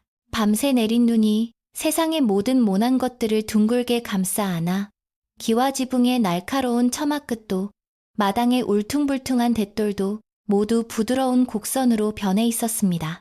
연화는 평소보다 조금 늦게 눈을 떴는데 창호지 문을 통해 들어오는 햇살이 눈에 반사되어 방 안을 눈부시게 비추고 있었기 때문입니다. 그 빛은 어제의 붉은 노을과는 달리 투명하고 깨끗하여 마음속 깊은 곳까지 맑게 씻어주는 듯 했습니다. 그녀는 이불 속에서 잠시 꼼지락거리며 따뜻한 아랫목의 온기를 즐겼습니다. 지난 며칠간의 긴장이 풀리면서 찾아온 참으로 오랜만에 달콤한 게으름이었습니다. 방 밖으로 나오니 차가운 겨울 공기가 코끝을 쨍하게 스쳤지만 그 느낌이 싫지 않고 오히려 상쾌했습니다. 마당에는 부지런한 머슴들이 벌써 길을 내어놓았는데 하얀 눈밭 사이로 난 흙길이 마치 새로운 시작을 알리는 길처럼 정갈해 보였습니다. 늙은 감나무 가지 위에는 눈이 두툼하게 쌓여 있었고 가끔 까치가 날아와 앉을 때마다 눈가루가 보석처럼 흩날렸습니다. 연화는 마루에 걸터 앉아 그 풍경을 바라보며 자연이 주는 위로가 얼마나 큰지 새삼 깨달았습니다. 사람의 일로 시끄러웠던 마당을 자연이 하룻밤 사이에 하얀 평화로 덮어버린 것입니다. 박노파가 김이 모락모락 나는 새순물을 대야에 담아 들고 왔습니다. 아기씨, 간밤에 좋은 꿈 꾸셨습니까? 눈이 이렇게 많이 왔으니 내년에는 풍년이 들겠습니다. 박노파의 얼굴에도 주름 사이사이마다 평온함이 배어 있었습니다. 연화는 따뜻한 물에 손을 담그며 웃으며 대답했습니다. 네, 꿈도 꾸지 않고 푹 잤습니다. 노파님도 편안하셨는지요? 두 사람은 별다른 말 없이 눈빛만으로도 서로의 안부를 묻고 깊은 신뢰를 나누었습니다. 험한 파도를 함께 넘은 사람만이 가질 수 있는 끈끈한 유대감이 두 사람 사이를 따뜻하게 데우고 있었습니다. 아침 식사 준비를 위해 부엌으로 들어선 연화는 하인들의 표정이 한결 밝아진 것을 느꼈습니다. 전에는 주인의 눈치를 보며 그릇 부딪히는 소리조차 조심스러워했다면 오늘은 흥얼거리는 콧노래 소리와 함께 활기찬 기운이 부엌을 가득 채우고 있었습니다. 마님, 오늘은 날도 추운데 뜨끈한 만두국을 끓이는 게 어떨까요? 김장김치 송송 썰어넣고 말입니다. 참모가 밝은 목소리로 제안하자 연화는 기꺼이 고개를 끄덕였습니다. 참 좋은 생각이네. 넉넉히 빚어서 이웃들과도 나누세. 연화의 말에 하인들은 신이 나서 밀가루 반죽을 치대기 시작했습니다. 점심 무렵이 되자 마을 아낙네 몇 명이 대문 안으로 들어왔습니다. 그들의 손에는 각자 집에서 만든 강정이며 고구마, 말린감 같은 겨울 간식거리들이 들려 있었습니다. 며느님, 눈도 오고 해서 심심하실까봐 놀러왔습니다. 한 아낙이 수줍게 웃으며 말했습니다. 사실 그들은 며칠 전 소동 때 명주의 말에 흔들렸던 것이 미안하여 사과를 겸해 찾아온 것이었습니다. 연화는 그들의 마음을 짐작하고 있었기에 더욱 반갑게 맞이하며 안방으로 안내했습니다. 지난 일은 굳이 꺼내지 않고 그저 따뜻한 아랫목을 내어주는 것만으로도 충분한 화해가 되었습니다. 안방에는 화로가 놓여 있었고 그 위에 올려진 주전자에서는 구수한 둥굴레차 끓는 냄새가 퍼져나갔습니다. 연화와 마을 안악들은 둥글게 모여 앉아 차를 마시며 담소를 나누었습니다. 정말 그 옥비녀가 붉은 빛을 낼 때는 제 심장이 받는 줄 알았습니다. 우리 마을에 그런 보물이 있다는 게 얼마나 자랑스러운지 몰라요. 한 안악이 감탄하며 말하자 다른 안악들도 맞장구를 쳤습니다. 그러게 말이야. 조선가 며느님이 아니었으면 그 귀한 걸 도둑 맞을 뻔했지 뭔가. 사람들은 이제 연화를 단순한 부잣집 마님이 아니라 마을의 자존심을 지켜낸 영웅처럼 대우해 주었습니다. 연화는 그들의 칭찬이 부끄러워 손사래를 쳤습니다. 아니에요. 다 조상님 덕분이고 이웃분들이 믿어주신 덕분입니다. 그녀는 겸손하게 공을 돌리며 화로 속에 고구마를 묻어주었습니다. 타닥타닥 타오르는 숯불 소리와 함께 방 안에는 정겨운 이야기꽃이 피어올랐습니다. 밖에는 찬바람이 불어 눈보라가 날리고 있었지만 방 안은 사람들의 온기로 훈훈했습니다. 연화는 이 평범한 수다가 얼마나 그리웠는지 모릅니다. 특별한 사건 없이 흘러가는 일상의 시간들이야말로 진정한 행복이라는 것을 그녀는 뼈저리게 느끼고 있었습니다. 해가 기울기 시작할 무렵 마을 이장이 찾아왔습니다. 그는 헛기침을 하며 사랑채로 들어와 시아버님과 마주 앉았습니다. 어르신, 이번 일로 마을 사람들이 많이 깨우쳤습니다. 겉모습만 보고 사람을 판단해서는 안 된다는 것을요. 그래서 마을 회의에서 결정했는데 조선가의 덕행을 기리는 작은 비석이라도 세우고 싶습니다. 이장의 제안에 시아버님은 정중하게 거절하셨습니다. 과찬의 말씀이네. 우리는 그저 집안 물건을 지켰을 뿐인데 비석이라니 가당치도 않네. 그저 마을 사람들이 우리를 이웃으로 믿어주면 그것으로 족하네. 시아버님의 겸양의 이장은 고개를 숙이며 존경을 표했습니다. 그리고 돌아가는 길에 연화와 마주치자 깊이 허리를 굽혀 인사했습니다. 며느님, 참으로 큰일을 하셨습니다. 앞으로 어려운 일이 있으면 언제든 마을 사람들에게 말씀하십시오. 우리가 힘이 되어드리겠습니다. 이장의 든든한 약속은 천군만 말을 얻은 것보다 더 큰 힘이 되었습니다. 연화는 이장에게 감사의 인사를 전하며 대문까지 배웅했습니다. 눈 위에 찍힌 이장의 발자국이 마을과 조선가를 이어주는 튼튼한 다리처럼 보였습니다. 저녁이 되자 남편이 서재에서 나와 연화의 방을 찾았습니다. 그는 평소 말이 없고 무뚝뚝한 성격이었지만 이번 일로 아내를 보는 눈빛이 많이 달라져 있었습니다. 그는 연화가 수놓던 천을 내려놓자 조심스럽게 그녀의 손을 잡았습니다. 거친 집안일을 마다하지 않아 조금은 거칠어진 손이었지만 남편에게는 세상에서 가장 아름답고 귀한 손이었습니다. 부인, 정말 고생 많았소. 당신이 아니었다면 나는 우리 집안의 긍지를 지키지 못했을 것이오. 남편의 진심 어린 고백에 연화의 눈시울이 붉어졌습니다. 서방님, 저는 그저 제 자리에서 할 일을 했을 뿐입니다. 서방님께서 묵묵히 뒤에서 지켜주신다는 것을 알기에 용기를 낼 수 있었습니다. 부부는 서로를 바라보며 따뜻한 미소를 지었습니다. 그동안 바쁜 일상과 집안의 대소사에 치여있고 지냈던 두 사람만의 애틋한 감정이 되살아나는 순간이었습니다. 옥비녀의 봉인된 사랑이 선조들의 것만이 아니라 바로 지금 이 순간 서로를 아끼는 두 사람의 마음 속에도 흐르고 있음을 확인한 것입니다. 방 안의 촛불이 은은하게 흔들리며 두 사람의 그림자를 하나로 만들어 주었습니다. 그날 밤, 연화는 잠자리에 들기 전 다시 한번 옥비녀를 꺼내어 보았습니다. 이제 비녀는 상자 속에 갇혀있지 않고 연화가 매일 사용하는 화장대 위 작은 받침대에 놓여 있었습니다. 달빛을 받은 옥비녀는 그 어느 때보다 맑고 영롱한 초록빛을 띠고 있었으며 그 안의 붉은 점은 마치 살아있는 눈동자처럼 연화를 지그시 바라보고 있는 듯 했습니다. 연화는 비녀에게 조용히 말을 걸었습니다. 이제 너도 편안하지? 더 이상 어두운 곳에 숨지 않아도 돼. 우리가 너를 지켜줄게. 비녀를 쓰다듬는 연화의 손길에는 더 이상 두려움이나 불안이 없었습니다. 대신 깊은 애정과 책임감이 그 자리를 채우고 있었습니다. 그녀는 이 비녀가 단순히 값비싼 보물이 아니라 가족을 하나로 묶어주고 올바른 길로 인도해주는 나침반과 같은 존재임을 깨달았습니다. 언젠가 세월이 흘러 자신도 시어머니가 되고 할머니가 되었을 때 며느리에게 이 비녀를 물려주며 오늘의 이야기를 들려주리라 다짐했습니다. 진실은 반드시 승리하며 사랑은 모든 것을 이긴다는 이 아름다운 이야기를 말입니다. 밤이 깊어가면서 마을의 모든 소리가 잦아들었습니다.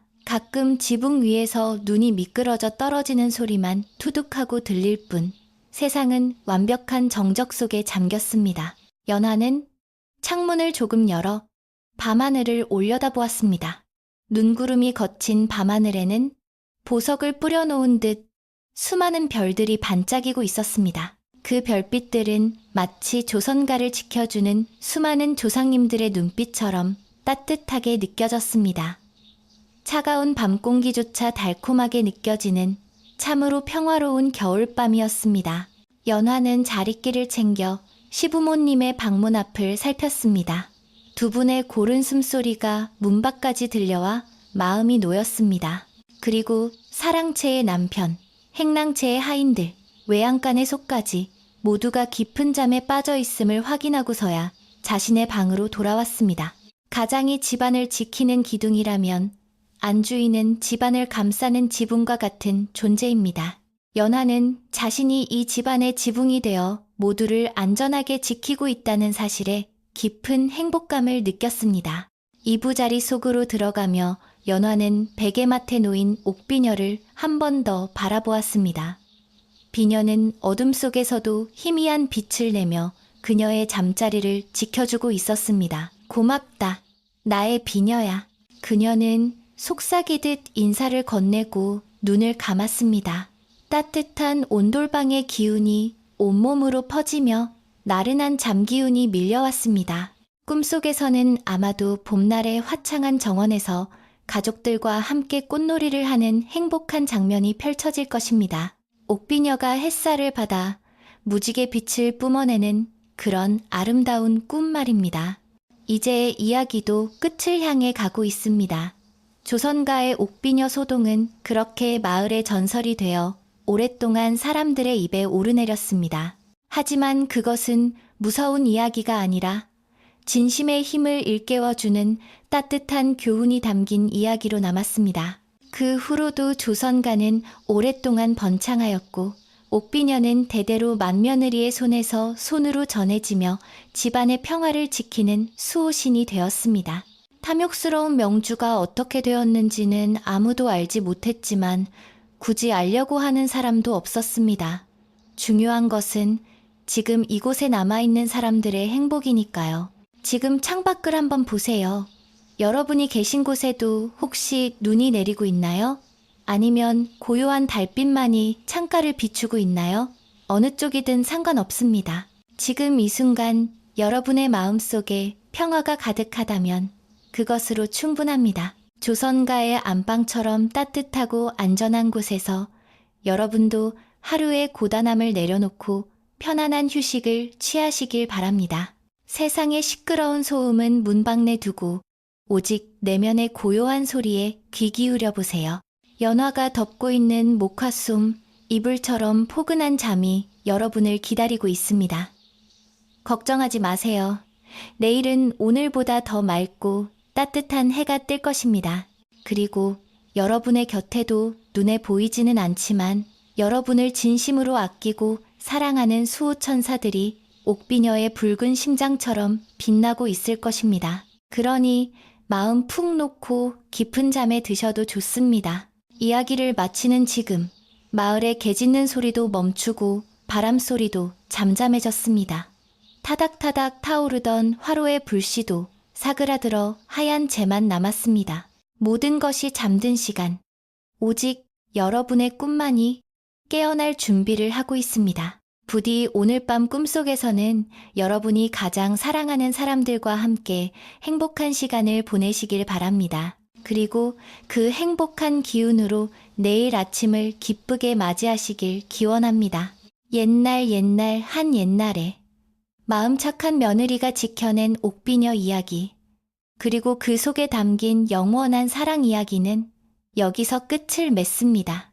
이 이야기가 여러분의 베개맡에 남겨진 작은 선물처럼 밤새 여러분을 따뜻하게 지켜주기를 바랍니다. 안녕히 주무세요. 세상에서 가장 평온한 밤 되시길 바랍니다. 이야기가 5부로 끝맺음 되었으나 아쉬운 마음이 남아 그 후의 이야기를 조금 더 듣고 싶으신가 봅니다.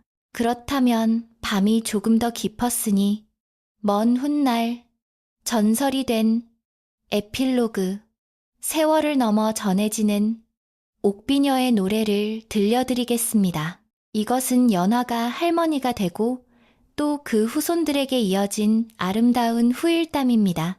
세월은 흐르는 강물과 같아서 잡을 수도 막을 수도 없다고 하지만 그 강물 위에 띄운 배처럼 조선가의 시간은 유유히 그리고 평화롭게 흘러갔습니다. 그해 겨울 첫눈과 함께 찾아왔던 평온은 일시적인 것이 아니었습니다. 연화가 지켜낸 옥비녀의 기적은 마을 사람들의 마음속에 깊은 뿌리를 내렸고 조선가는 단순한 부잣집을 넘어 마을의 정신적인 지주로 자리 잡았습니다.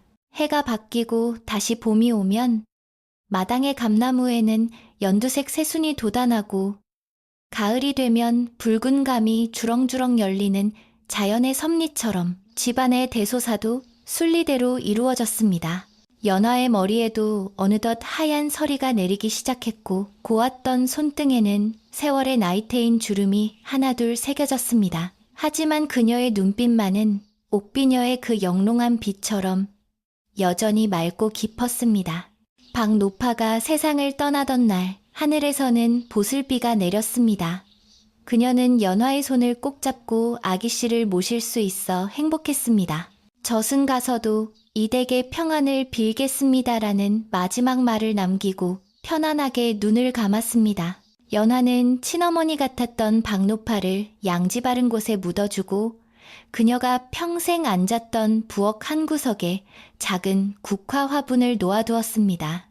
박노파의 육신은 흙으로 돌아갔지만 그녀가 가르쳐준 지혜와 헌신은 연화의 가슴속에 남아 집안을 지탱하는 또 하나의 기둥이 되었습니다. 슬픔은 잠시였고 남은 사람들은 떠난 이의 목까지 더 열심히 사랑하며 살아가야 함을 알기에 조선가의 굴뚝에서는 여전히 따뜻한 밥 짓는 연기가 피어올랐습니다.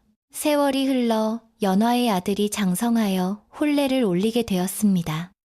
새 며느리는 옆 마을에 덕망 있는 선비 집안의 딸로 수줍음이 많지만 눈매가 선한 처녀였습니다. 혼례식 날 마을 잔치가 벌어졌고 사람들은 국수 그릇을 비우며 조선가에 또 복덩이가 들어왔네라며 덕담을 아끼지 않았습니다. 연화는 며느리의 절을 받으며 자신이 처음 이 집에 시집오던 날을 떠올렸습니다. 낯선 환경에 대한 두려움과 잘해내고 싶은 설렘이 교차했던 그 시절의 자신을 며느리의 얼굴에서 보았던 것입니다. 그녀는 며느리의 손을 따뜻하게 잡아주며 속으로 다짐했습니다. 시어머니가 자신에게 그러했듯 자신도 이 아이에게 든든한 버팀목이 되어주겠노라고. 그리고 얼마 후 집안의 가장 은밀하고 중요한 의식이 치러졌습니다. 밤이 깊고 모두가 잠든 시각, 연화는 며느리를 안방으로 불렀습니다. 방 안에는 촛불 하나만이 켜져 있어 엄숙한 분위기를 자아냈습니다. 연화는 자개장 깊은 곳에서 낡았지만 윤이 나는 비단 보자기를 꺼냈습니다. 며느리는 긴장한 표정으로 시어머니의 손끝을 바라보았습니다. 보자기가 풀리고 옥비녀가 모습을 드러내자 며느리는 옥의 아름다움에 탄성을 질렀습니다. 어머니, 이것이 소문으로만 듣던 그 옥비녀입니까? 며느리의 목소리가 떨렸습니다. 연화는 빙그레 웃으며 옥비녀를 며느리의 손에 쥐어주었습니다. 이제 이 비녀의 주인은 나 연화가 아니라 너란다. 이것을 너에게 물려준다는 것은 단순히 보물을 주는 것이 아니라 이 집안의 정신과 사랑을 지키는 책임을 주는 것이란다. 연화는 비녀에 얽힌 선조들의 이야기와 명주가 찾아왔을 때 비녀가 붉게 빛나 진실을 밝혔던 일화를 차근차근 들려주었습니다. 이야기를 듣는 며느리의 눈동자가 초롱초롱 빛났습니다. 그녀는 비녀를 가슴에 품으며 맹세했습니다. 어머니, 제가 목숨을 다해 이 비녀와 집안의 화목을 지키겠습니다. 며느리가 비녀를 물려받은 그날 밤, 신기하게도 비녀는 연화의 손에 있을 때보다 더 환한 빛을 뿜어냈다고 합니다. 그것은 새로운 주인의 순수한 열정과 젊은 기운을 비녀가 기쁘게 받아들였다는 증거였습니다.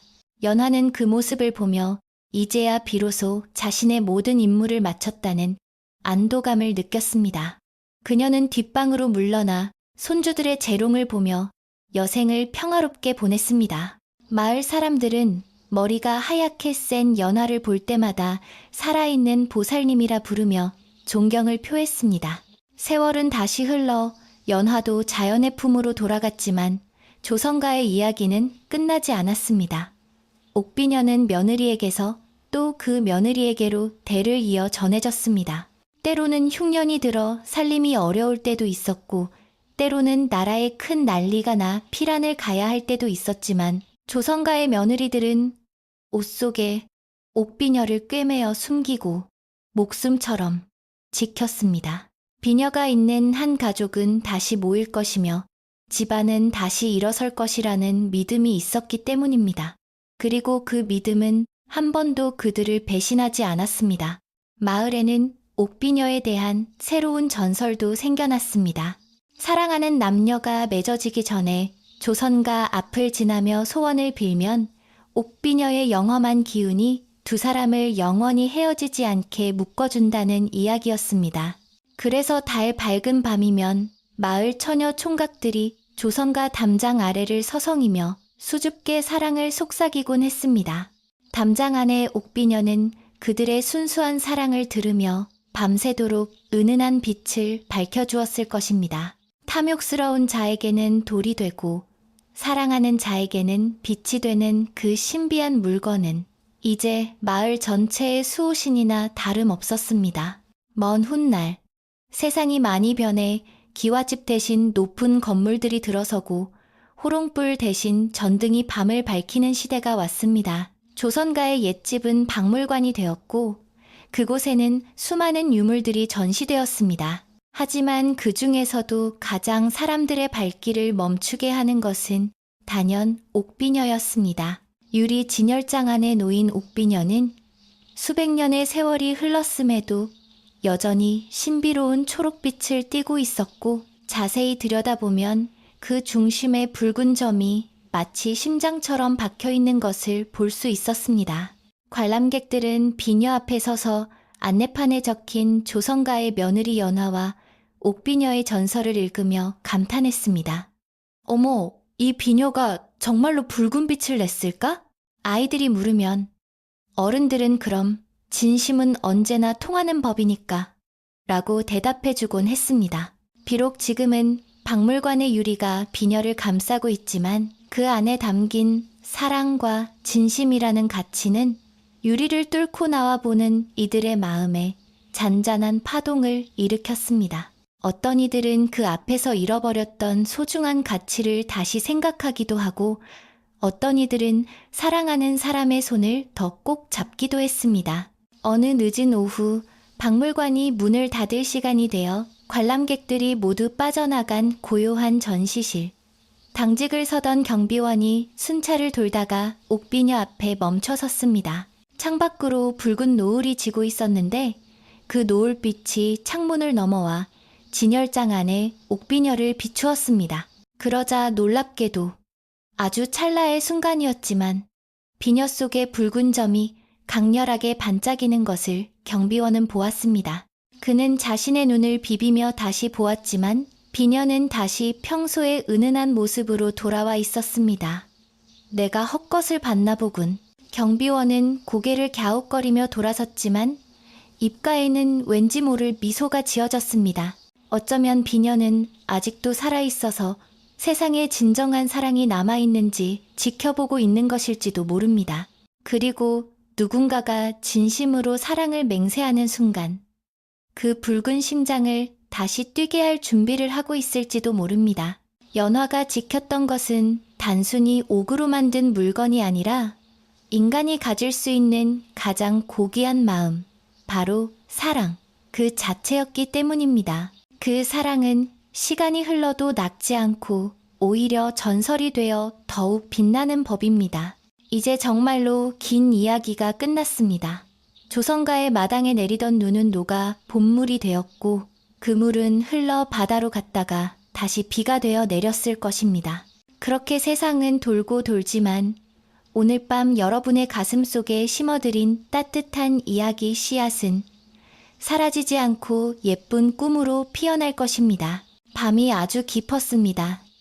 창밖의 바람 소리도 이제는 자장가처럼 부드럽게 들립니다. 여러분의 머리맡에도 보이지 않는 옥비녀 하나가 놓여 있어 나쁜 꿈은 쫓아내고 고운 꿈만 꾸도록 지켜주기를 바랍니다. 긴 이야기 들어주시느라 고생 많으셨습니다. 부디 마음 편안히 주무십시오.